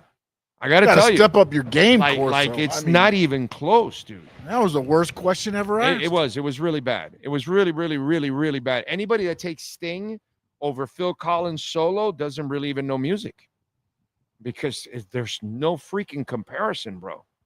The amount of hits that Phil Collins, the amount of albums that Phil Collins has sold by himself, movie soundtrack hits that he has, it's not even close, dude. You would have to get, I don't know, George Michael. You'll have to get, he's even way better than Sting. I'm trying to think of somebody solo. Anybody come up with something good? Yeah, of course. So that was a really bad one. It's a really, really bad one. Trying to think of somebody that is as ginormous as, you know, because it's like I'm not big on her music, but she left Destiny's Child, which was a hell of a group, and Beyonce's had a crap ton of hits on her own. You know what I mean? It's like that, you know. That's what Phil Collins did. Sting has done none of that. He's had a few hits, but nothing compared to Phil Collins. Phil Collins is one of the greatest artists, period, of all time. Period. Like, no. Lionel Richie's not bad. That's pretty good, Frankie. That's pretty effing good right there, dude. Even Phil Collins beats Lionel Richie, and that's good. Elton John. That's the one, Josh Miller. Elton John. Nice job by you, sir. Elton John, Billy Joel. Those are the guys that you put with Phil Collins. Great job, Dustin. Those are the guys you put with Phil Collins. Those are the guys. Elton John, Billy Joel, Phil Collins, they're all in the same level. Sting can play bass for them, is what he can do. He can play bass, and he can, sing harmonies in the background if he wants. But he's nowhere near the level of those people. Not even close. Of course, it goes fine. Frank Sinatra, Dean Martin. Don't you underestimate. I don't. That's actually a very good statement on your part, but I'm taking Frank. Dean is underrated, but Frank is Frank, bro. Plus, if I go against Frank, I might end up in a trunk. I might end up with, concrete boots. I know he's dead, but I might be joining him. I could be joining Hoffa somewhere in some new stadium under it. You know what I'm saying? So I'm not only going with blue eyes, but yeah, I'm going with blue eyes. So, you got to respect blue eyes in many ways. Green eyes will respect blue eyes. Okay? Phil Collins made that music video with the Ultimate Warrior. No, Phil Collins' greatness is, it's Billy Joel, it's Elton John. Not Sting. No. Sting's solo career is minor league next to those three guys. It's his police career, not his solo career. All right, let's do it. You want major leagues? You want Manny Navarro and our BigCheeseMiami.com NIL and recruiting report. We step into the world of big dreams, big moves, and big money. It's the Big Cheese Miami. Recruiting and NIL report with Manny Navarro. After 40 years, the Big Cheese remains dedicated to serving the finest Italian dinners, pizza, pasta, subs, and salads. All of their pasta is imported from Italy and cooked fresh every day. Visit BigCheeseMiami.com. Now, let's find out who's the Big Cheese the Miami Hurricanes are working on with insider Manny Navarro. Good morning, Manny. How are you doing, my friend? You doing good? Doing good, up in a Fairfield Inn in Tampa. My daughter's playing in the USL Pathway Classic for with her soccer team, Miami AC. So getting a chance to root her on, but following everything going on with the draft and NIL and free agency and college football, man, it's a busy time of year. Let me ask you something. Why are we sometimes in the media just absolute dicks? Cam Ward gets drafted, and bro, half the questions are about Shedeur. Yeah. And it's like, one, that's not his problem. Mm-hmm. Two, it's his moment. Please celebrate his moment and his journey, which has been an amazing Baker Mayfield-like journey to where he got, because he did exactly what Baker Mayfield, he was doubted exactly like Baker Mayfield, and he screwed all the doubters every single time. Let's focus on that. I just thought, I get it, dude. We're also desperate for clicks and views. That's what the clicks and views subject was of last night. Oh, how Shedeur is falling, how Aaron Rodgers is falling, how Brady Quinn is falling. I understand all of that, but I really felt bad for Cam. Again, he handled it like he handles everything, He rises above it.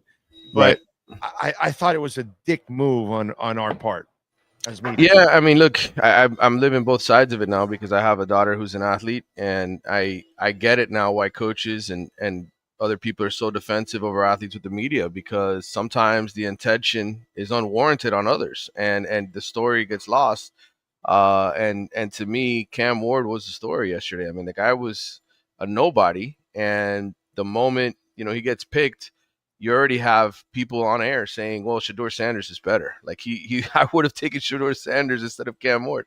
And it just steals the spotlight. And by the way, it wasn't just Cam Ward. It was everybody else who was getting drafted. There were a lot of other guys when their time came where they were being overshadowed by the Shedeur Sanders conversation. So I get it. As a journalist, you're going to go with the story that sells. But, hey, everybody, I don't get it for TV. Like, I really don't, because everybody's already tuned in to watch it anyway. You're not trying to draw eyeballs, right? Like, you already have everybody watching. Why do you have to sort of? But right there, you have an enormous human interest story mm-hmm. right there in your face, bro. Yeah, there are so many beautiful nuggets that we know about, but the the nation really doesn't, because they didn't have Cam Ward in their backyard for an entire season like we did. So we got to know all that this is your moment to expose it to everybody, including Titans fans, and you're ruining it by talking about someone else's bad moment. Yeah. And we didn't do that in the Aaron Rodgers or in the Brady Quinn drop. We didn't ask the other quarterbacks that were being drafted. We did it to Cam, and again, I get it, because those two were working out together and all that kind of stuff.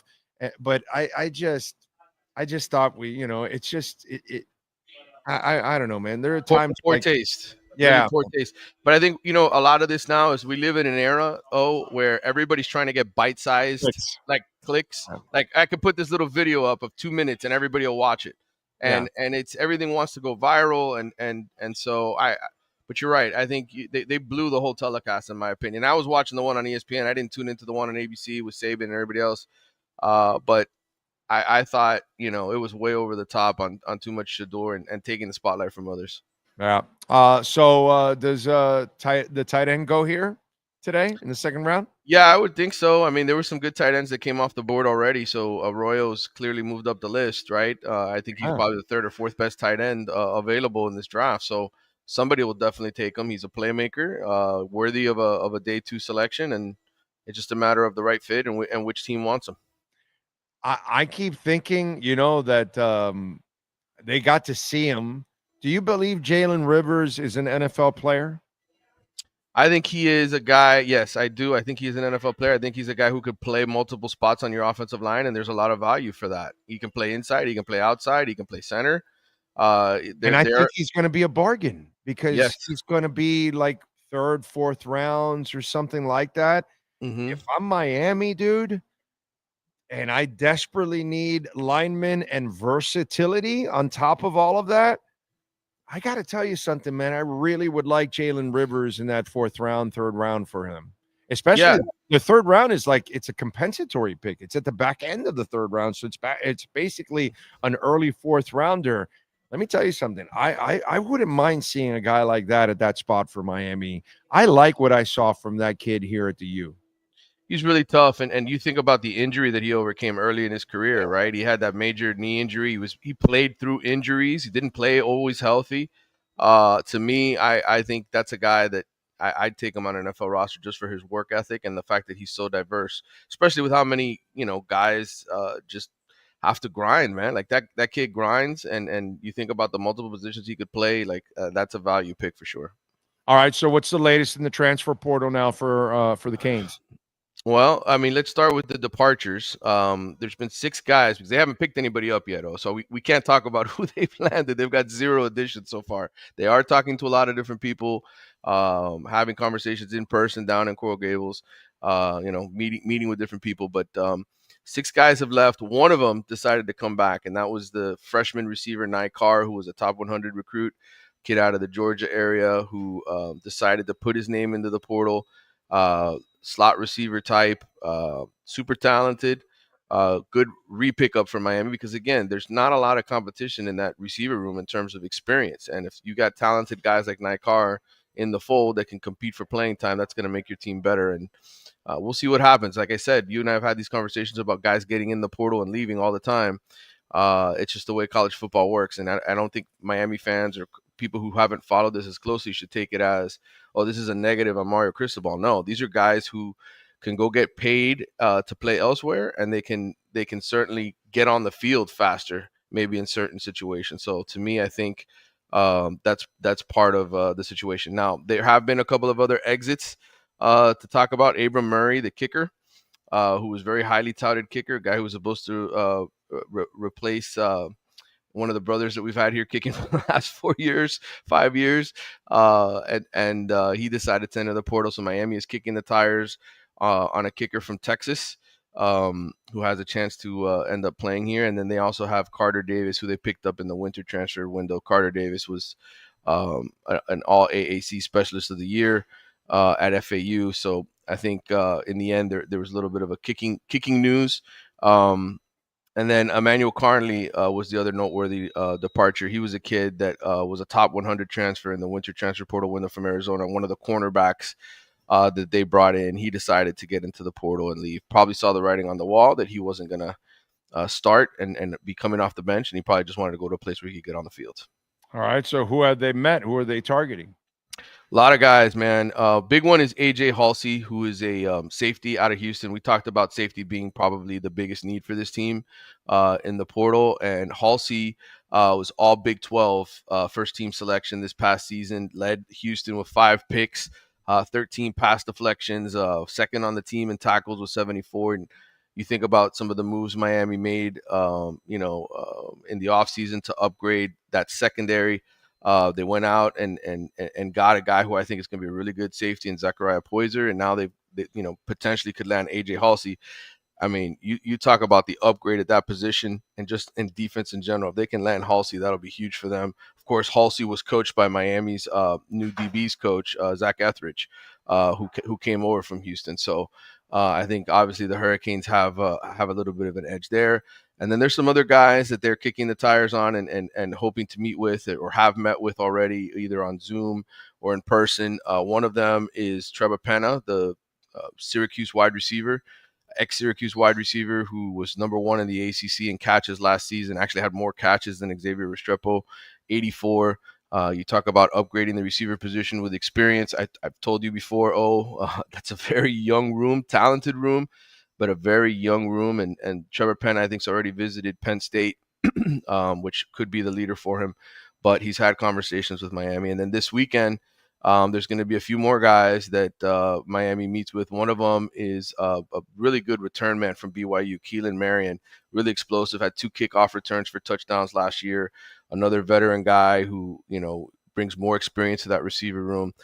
Cincinnati wide receiver Tony Johnson is another, a guy who has had 6 touchdowns last season, productive. Again, you want to add experienced guys that have played to this wide receiver room, because really outside of CJ Daniels and JoJo Trader, nobody else in the roster started a game in college. So I think those are the focus. That's pretty much been the focus right now. I think D tackle is another slot they're looking at potentially to add someone, but I don't know that they found the guy yet that they like at D tackle.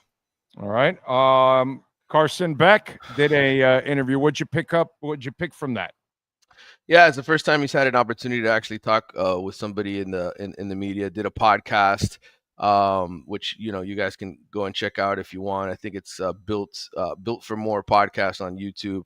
What I just took away from it is, this is a kid that really, I think, thought he was going to the NFL after last season and even after the injury. And I think ultimately was talked into coming back to college to play for Miami, probably because of how much they're paying him, which is, what I was told at the time was double what Cam Ward made coming over here from Washington State. How much did Cam Ward make at Miami last year? I was told $1.5 million. If not a little bit more with some of the other deals that he ended up getting. So Carson Beck is going to be one of the highest paid quarterbacks in college football. And ultimately, you and I have talked about this for years. Miami wouldn't spend money on anything, right? They wouldn't spend money on coaches. They didn't want, they had the whole Nevin Shapiro fiasco, right? With paying players. And now, to have one of the healthiest NIL collectives. I talked to an agent earlier this week who told me point blank that, in his opinion, Miami has a top 5, top 6 NIL collective, along with the Texas schools, Oregon, and Ohio State. That those are the ones that really spend the most money and have the biggest budgets. And so ultimately, you lose the number 1 overall pick, and now you go out and you get a guy in Carson Beck, who I think is definitely an NFL quarterback coming off of major injury, but he's a guy that, let's face it, a year ago this time, before Cam Ward came to Miami, people were saying Carson Beck was going to be the number 1 overall pick in the draft, right? Well, he gets hurt, and now you get a guy who's hungry to prove himself, kind of the way Cam Ward did. He's coming off that elbow injury, and he's been around his teammates all spring. He's starting to throw again, and now he's ready to make an impact for the Hurricanes. Although Lane Kiffin wasn't impressed. No, Lane Kiffin's not a fan. But Lane Kiffin probably shouldn't be talking. He lost at Florida, right? I mean, he had a chance to make the playoff, and he choked against the Gators team that Miami absolutely crushed. So, it is what it is. Lane Kiffin's had a lot of talent to work with, and to me, if you're at Ole Miss, you better start putting up, because they're spending a lot of money too on players, and don't see the results yet. Yeah, that's a tough conference, bro. That is a bitch of a conference to overcome. All right, what do you got going on in the Athletic so folks can check you out? Yeah, I've been doing a lot of big national stories on the transfer portal. One of them is why there's been so many top 100 recruits that have entered the portal here after just 1 or 2 years. Before, you used to have a lot of kids that would just sort of ride it out maybe for the first 3 years. Now it's become a 1 or 2 year deal. So I wrote about a lot of those guys that have entered the portal here in the last year or two. I've also written a story on who's lost the most talent among the Power 4 schools, who's actually been hit pretty hard. I can tell you there's a lot of ACC teams on that list, though, in terms of losing quality guys. So if you watched the draft last night, do you know how many ACC guys were drafted? I tweeted about this, so you can probably cheat and look at the answer. But do you know how many ACC guys went in the first round? 3? 2. 2. Okay. Yeah, if you look at I was when you were talking about it, I was like going over the names, and I go, there wasn't a lot, and that's why I go with 3, and it was 2. Yeah. If you go by conference, the SEC and Big Ten got 26 of the 32 picks last night. I mean, that just shows you how much college football has become a 2-conference race. ACC with 2, Big 12 with 2, Mountain West with 1. And 1 player from the FCS ranks. And if you look at the last 3 years combined, the Pac-12, which isn't even a conference anymore, they had more first round picks over the last 3 years in the ACC. They had 12 combined in the previous 2. So ACC is not a great conference. Miami, it's called another crappy conference. Yeah, and I think last night just sort of reemphasized how winnable this. It feels like the Big East, if we're being honest. It feels like it's become the Big East. It really does. Yes. You go back to the 90s and 2000s, right? Everybody was talking crap about the Big East. Oh, Miami wins a crap conference every year. Well, it's sort of set up for you again to be that way. Yeah, and we still can't do it, which is just absolutely amazing. All right, follow him on Twitter at Manny_Navarro and subscribe to The Athletic and support the man as always. Appreciate you, my brother. We will catch up next week. Thank you, sir. All right, man. Talk soon. You got it. Hey, visit our friends at BigCheeseMiami.com. We talk about them all the time. Great people, and it's an institution for over 40 years, 8080 Southwest 67th Avenue. The menu is second to none. The pizza is delicious. The garlic rolls are to die for. And, of course, when we talk about the baked ziti or the lasagna or the sauteed chicken, I could just go on and talk about the desserts and everything else there. Please go to the Big Cheese. Check it out for yourself. You can also order party platters, too, for your business, your corporation. You guys are school. You're having a get-together. Call them 305-662-6855. Better yet, visit them, man. Go by there with your friends, your family members, your loved ones. 8080 Southwest 67th Avenue. It's an institution. It's the BigCheeseMiami.com. You've been listening to the Big Cheese Miami Recruiting and NIL Report with Manny Navarro. At the Big Cheese Miami, they continue to purchase the same high-quality ingredients that the most expensive Italian restaurants use. The difference is they serve large portions at a family price. Visit the Big Cheese at 8080 Southwest 67th Avenue in Miami. Call 305-662-6855 or go to thebigcheesemiami.com. Go Canes! All right, Cash App or Venmo, many ways to support us. Hit that like button, visit our amazing sponsors, but you can also make a donation. We love the Super Chats. We always appreciate the Super Chats, but YouTube does take 30% away. So we encourage Cash App, Venmo, or even PayPal. And Andrew Watson says, Big O, I like the Grant pick. What do you think we do in day 2? Wife says you look good and skinny. She wants me to ask your opinion on Ethereum. I love Ethereum. I have Ethereum. I'm staying strong with it, like a lot of altcoins. What we're waiting for is regulations for all altcoins. The altcoins will take off. There's so much business on Ethereum. I'm a big Star Atlas guy. Star Atlas just moved from Solana to Ethereum. Why? Because Ethereum is faster, because Ethereum has become cheaper now. Since we were talking so much about gas fees, Ethereum gas fees have gone way down now. And they don't crash like Solana has many, many times over. And I like Solana, and I'm invested in Solana. But I believe strongly in Ethereum.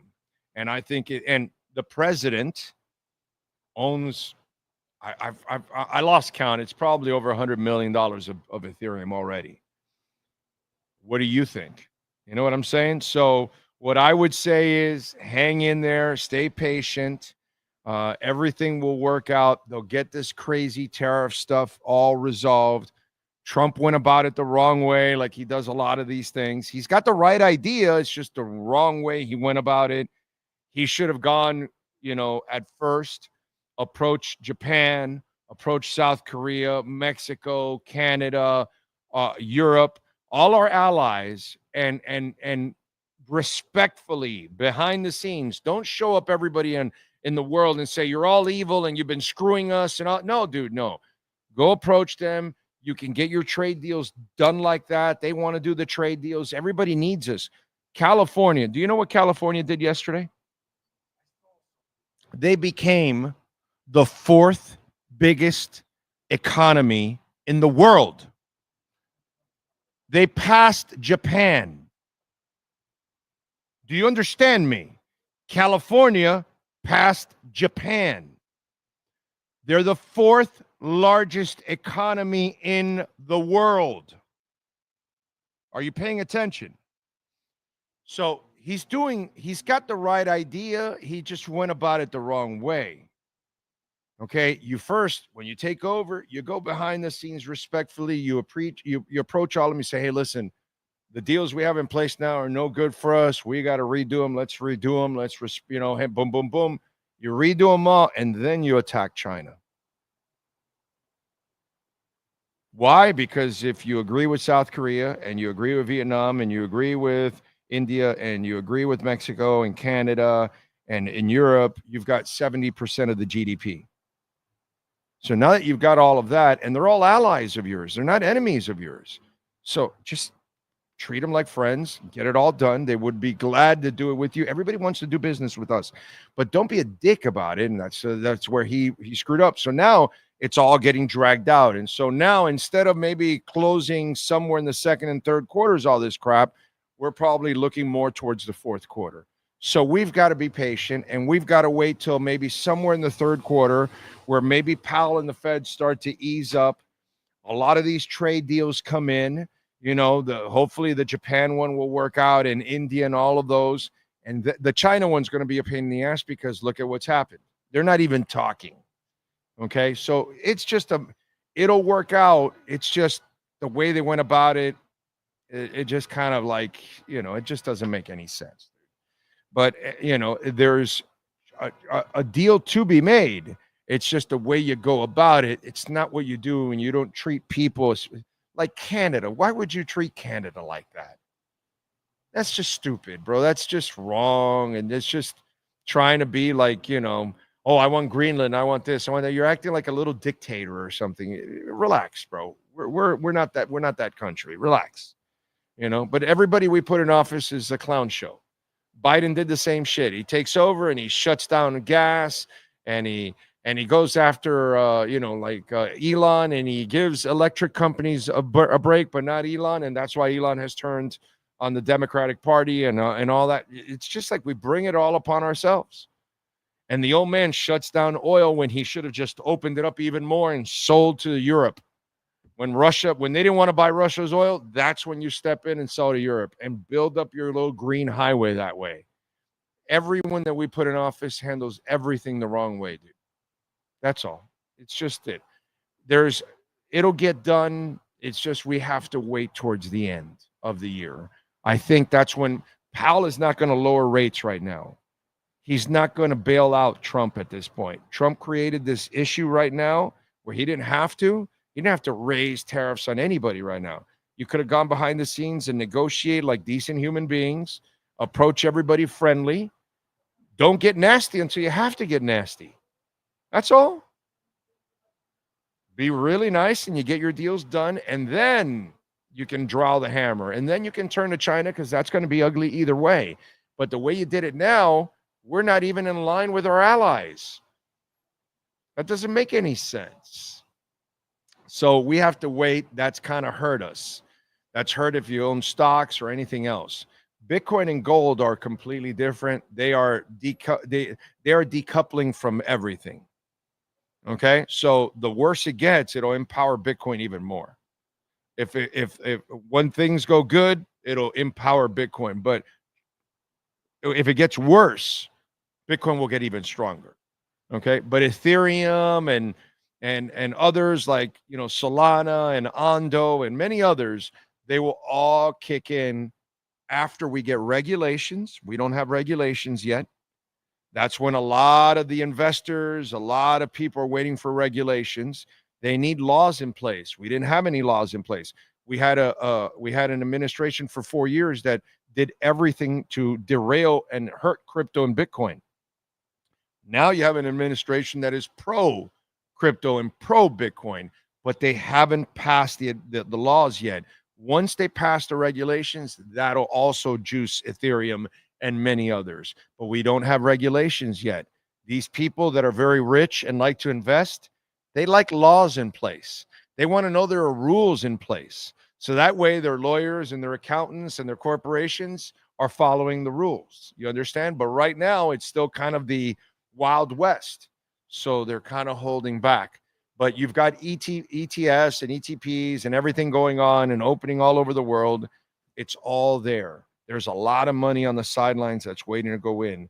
Those of us that got in early, which sounds like you got in early, just like myself, we just got to be patient. But when everything turns around finally, it'll be good. So Andrew and Mrs. Watson, hang in there. You'll be fine. You'll be fine.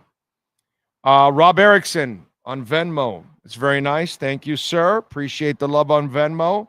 Peter German, thank you for the love on Venmo also. Cash App and Venmo at Cash Big O Show. That is Cash Big O Show, Cash App or Venmo, or you can use those QR codes that Sean shows you. Peter says, thank you, Big O, for being honest. Team and draft coverage. Love first round pick, but so many holes to fill. We need guards and DBs in round 2 and 3. Yes, sir? Yes, sir? I am with you there. Can't argue with that. Sebastian Narcisi. Did I say it right? Thank you for the love on Cash App, sir. Appreciate you. I don't see, you didn't put a message or a question. It looks like it. But thank you, Sebastian. Very nice of you, sir. I appreciate it.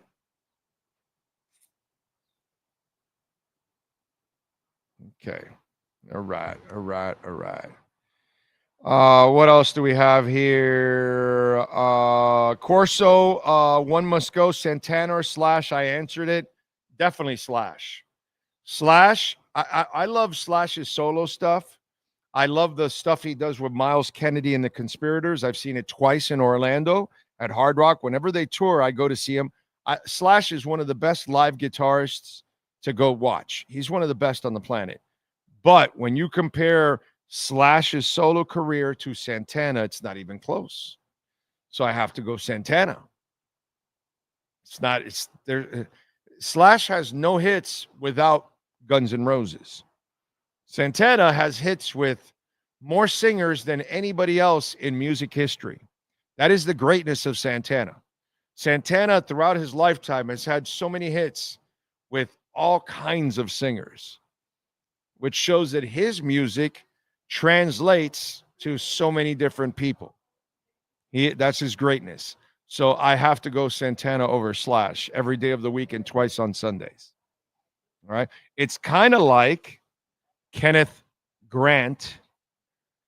The talent will translate no matter if McDaniel stays next year or if he's fired, and whoever the new coach is coming, Kenneth Grant will fill a need for whatever the defensive coordinator is.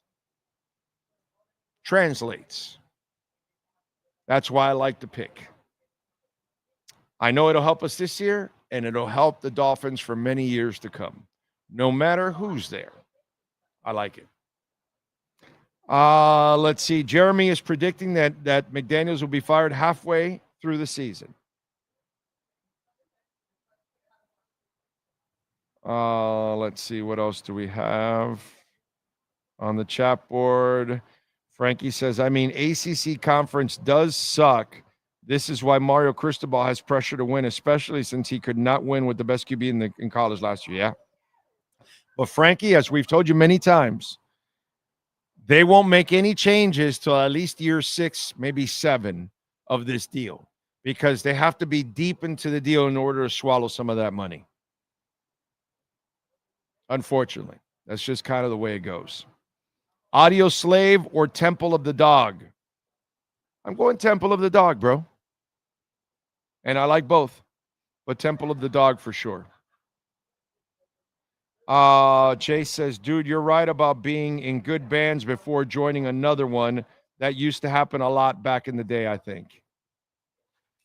New rock is dead. No, it's not. You listen to Rival Sons? They're fantastic. Listen to Dirty Honey? They're awesome. Texas Hippie Coalition? Ghost? Really? Greta Van Fleet? I disagree with you, dude. Is it? Do we have the variety that we had in the past? No. Do we have the legendary bands nowadays that we had in the past? No. But we have some damn good bands nowadays. We do have some good ones. Okay? It's not as deep or as talented as it used to be, or probably not as historic as it's been, but it's pretty damn good, dude. Pretty damn good. I'll pay to see Dirty Honey anywhere, anytime, any place. So, I don't know. I'm good. DJ Billman says, come to the Diplomat Prime visit waiting on you. Diplomat Prime. Oh, he sent the super chat now? Oh, here we go. DJ says, I'm Sebastian. Come see me at the Diplomat Prime for a good steak. All right. You there Saturday night? Oh, no, my wife has to, what's that called? Chaperone the prom. So I can't do Saturday. I don't know about tonight, because I love a good steak. Diplomat Prime. Okay. All right. I wrote it down, Sebastian. Maybe next week. I'll talk to the wife, and maybe next week we'll go, because I could always use a good steak. That's good. Haven't been to Diplomat Prime. We can check it out. Give it some love. Ariel says he's going to his first playoff experience ever tomorrow afternoon. Let's go Panthers. Good for you, dude. You're going to love it. Playoff hockey is the best. The best. Let's see. And thank you, DJ, or shall I say Sebastian, for the what's it called? The offer. It's very nice of you. Let's see. The Drew says Dirty Honey is cool, but they are like the Black Crows, but definitely not as cool or edgy. I don't know, bro. I love Dirty Honey. I love a ton of their music. Disturbed. That's another terrific band. I love Disturbed. Got no problem with Disturbed. And we're stuck over 95,000 right now, but only 133. So waiting for that bounce from here after busting that area that I told you. Jimbo says, I just realized I'm ahead of things. Hopefully Weaver can survive firing at the end of the Finn season and get a true shot at head coach, and the defense pieces fit his philosophy. I know a lot of hope. You know what, man? That's all we can do as Dolphin fans, because we don't have the substance to really hang on, so we have to go with the hope. It's kind of where we're stuck at, you know? It sucks. By the way, Jimmy Butler, no fracture, but he's got a deep glute muscle contusion.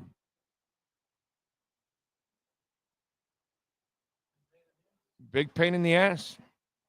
A big pain in the ass has got a big pain in the ass. He's got to be careful with that, because, you know, he might need Depends.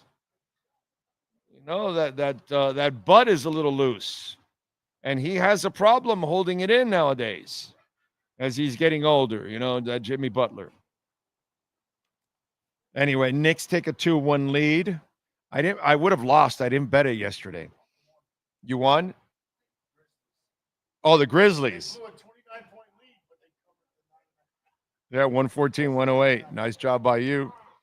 OKC up 3-0, and then Clippers 2-1 after they defeated the Nuggets.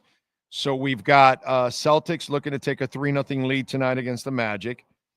The Magic are like the Heat right now. You're just trying to like win one game to save face.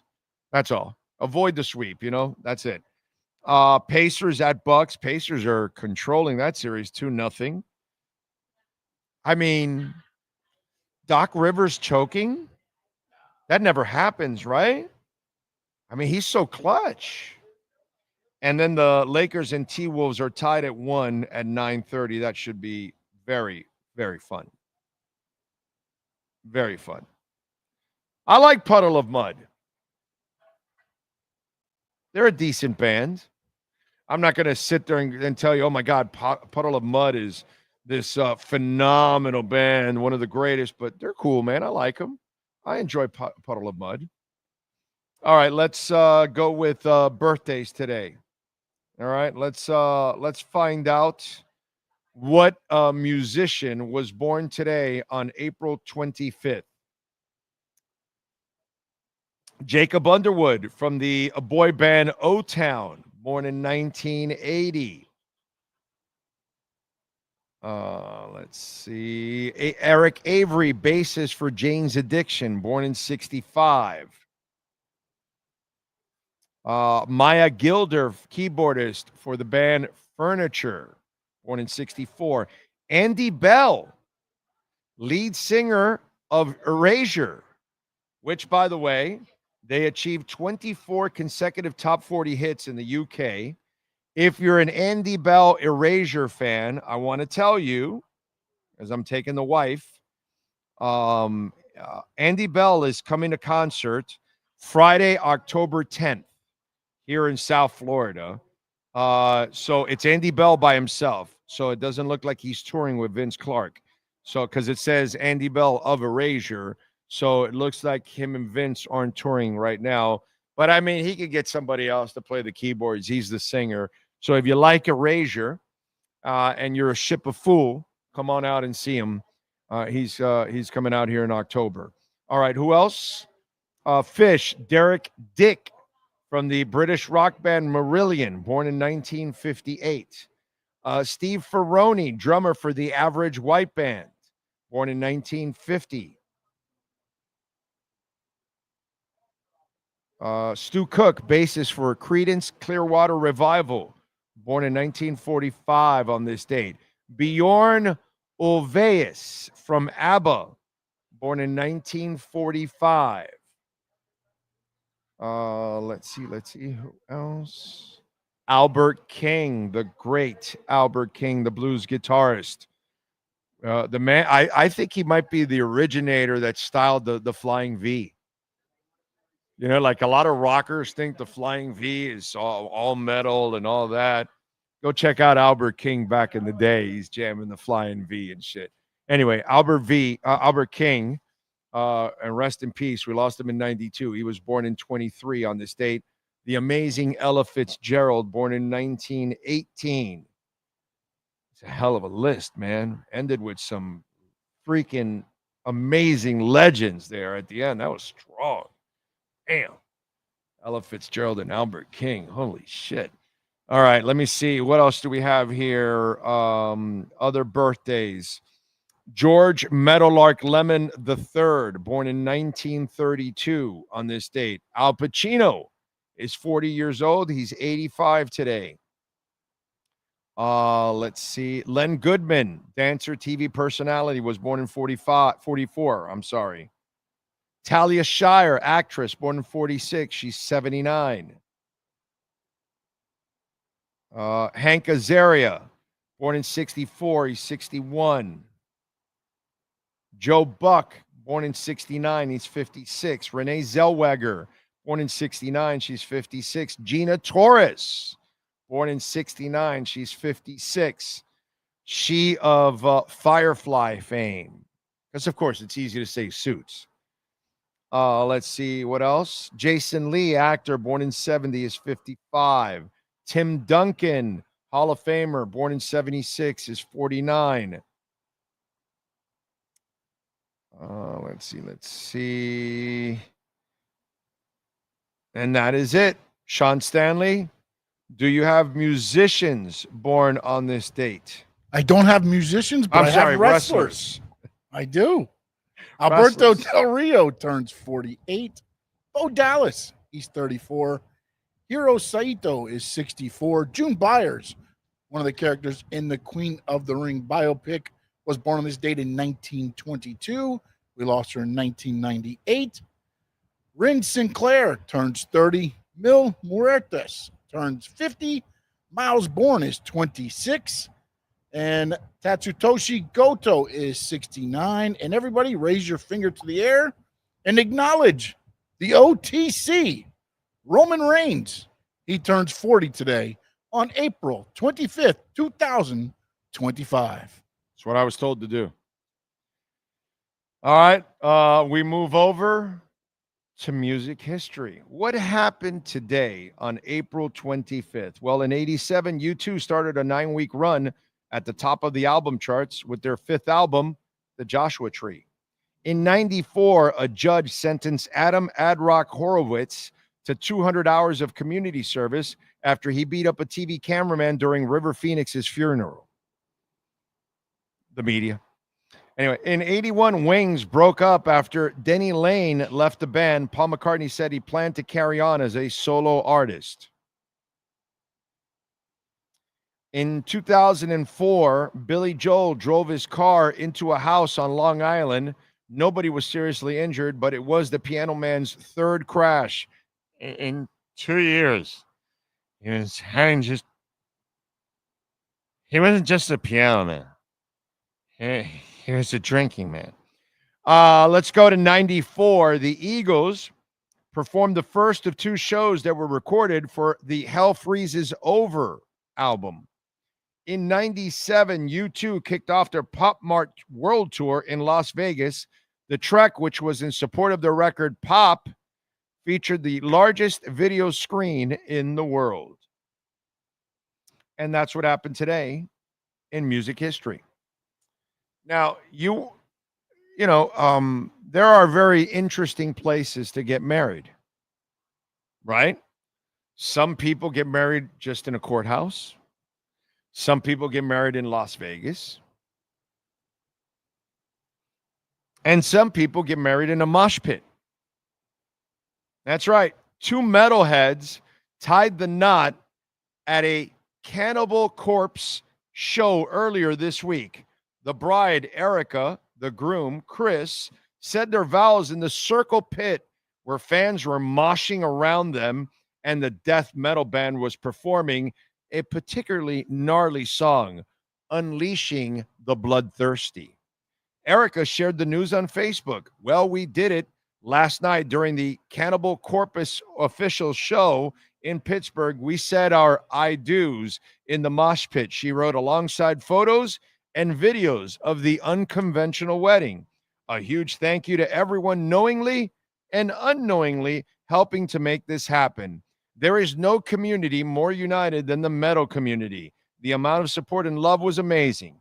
And according to Loudwire, the wedding's efficient speech acknowledged that Cannibal Corpse song about blood, wretched souls, and eating the heart, and referred to Erica and Chris as two dark, beautiful hearts.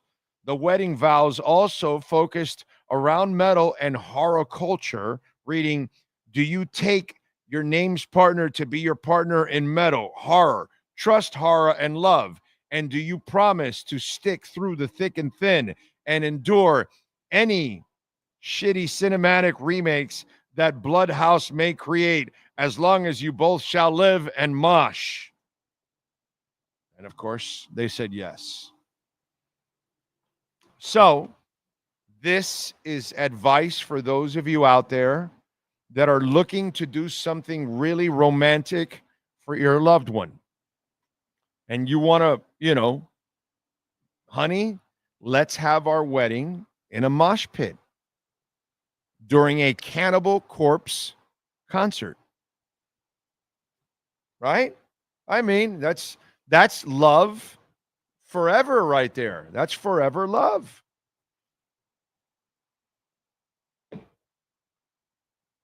I got to tell you that's one of those stories that just warms my heart.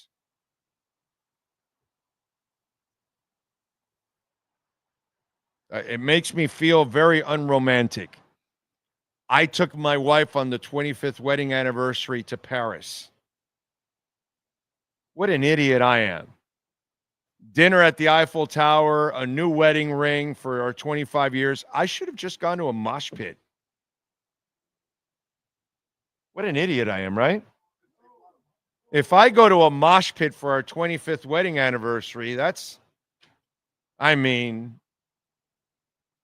it probably would have lasted a lot longer. See, that taking my wife to Paris and all that wore out already. The new wedding ring I gave her for 25 years together, we're at 31 now. She's like, what ring? The mosh pit memories would have lasted forever. The mud in her eye, an elbow in her ribs. I mean, these are long-lasting like memories. Being serenaded by the Cannibal Corpse. I mean, this is romance. What I did, what a loser I am. Dinner in the Seine on a glass boat before sunset. What a loser I am. I had to go to a mosh pit. I spent a lot of money on something. What's a Cannibal Corpse concert at the mosh pit cost? $150? You know how much I spent on that trip to Paris with my wife for 25 years? Just a tad more. A wedding ring and everything. I could have gone to a mosh pit. These people have it going on. I'm telling you.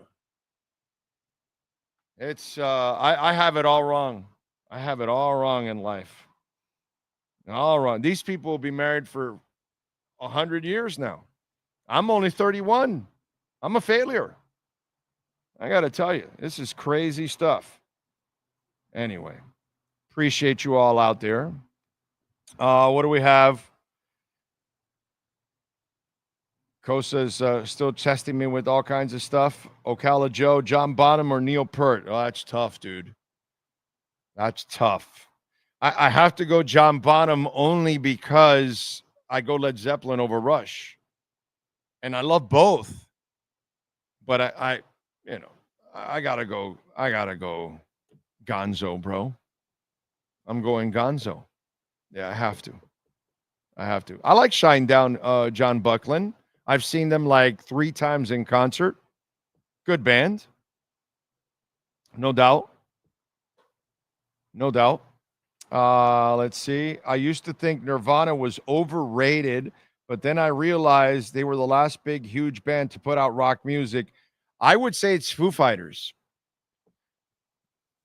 I think Foo Fighters is our last big band rock star coming off of Nirvana. They're like the last rock band that fills stadiums of new bands. I don't know if you have like a new rock band that fills stadiums anymore. We've had this conversation before. And Foo Fighters, I think, is the last one. Like, can you think of a new rock band nowadays that can go fill out a stadium? Rock band. Not alternative, not, anything new. Newer than the Foo Fighters.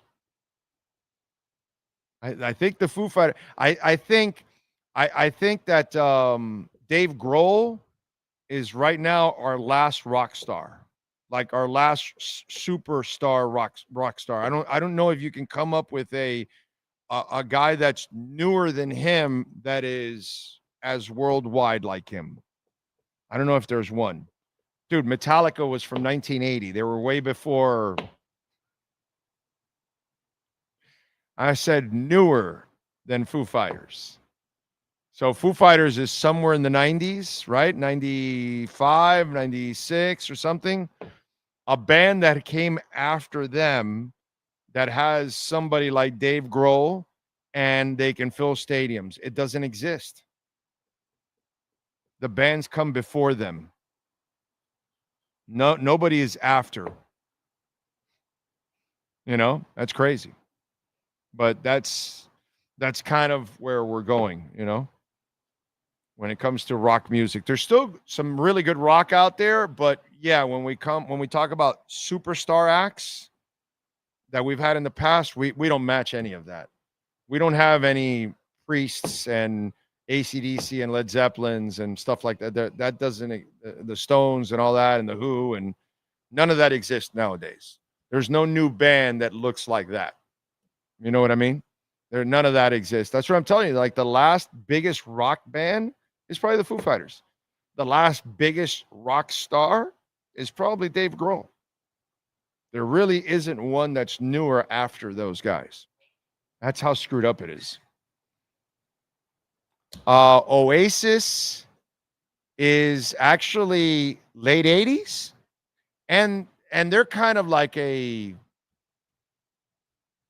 would go rock, but it's a little alternative-ish. But actually, they're late 80s, right? I want to say maybe very early 90s.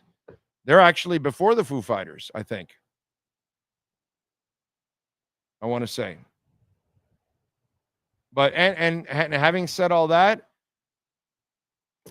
well, I mean, the Gallagher boys are still, they're known, but I don't know, like Dave Grohl. That's different. Dave Grohl is like known and loved by many. Yes, sir. What do you got to say? And get you into Cannibal Corpse for $175. That saves me a lot of money. And you get a bunch of bands with it: Slayer, Lamb of God, Rob Zombie, Marilyn Manson. In the Pit? That was GA. I don't know how you see? No. They probably sold out of the Pit. This is I don't know if you heard of this, Louder Than Life Festival. Yeah, I have. Oh, okay. Not that I would go to it, but yes. Yeah. So yeah, that's where it's at right now. That's the only tickets that came up. So yeah, that's a concert for NorCal. Oh, okay. NorCal would love to go to that concert. Yeah, it's got some. He loves speed and death metal and all that kind of stuff. I'm not into the speed and death metal very much. I like singers. I like singers. I'm into singers. So that's the thing. Anyway, let me see what we got here. Appreciate you all out there as always. Thank you for supporting the show. Don't forget to hit the like button. Don't forget to visit our friends here at Craig Zinn's Acura of Pembroke Pines. They've got a loaded lot. And folks, if you're looking to get electrified, the ZDX, they can make you some great deals. They got some 24 models here. When the 25s get here, you're not going to get the same kind of deals that you're getting now. So take advantage. Tell them that Big O sent you.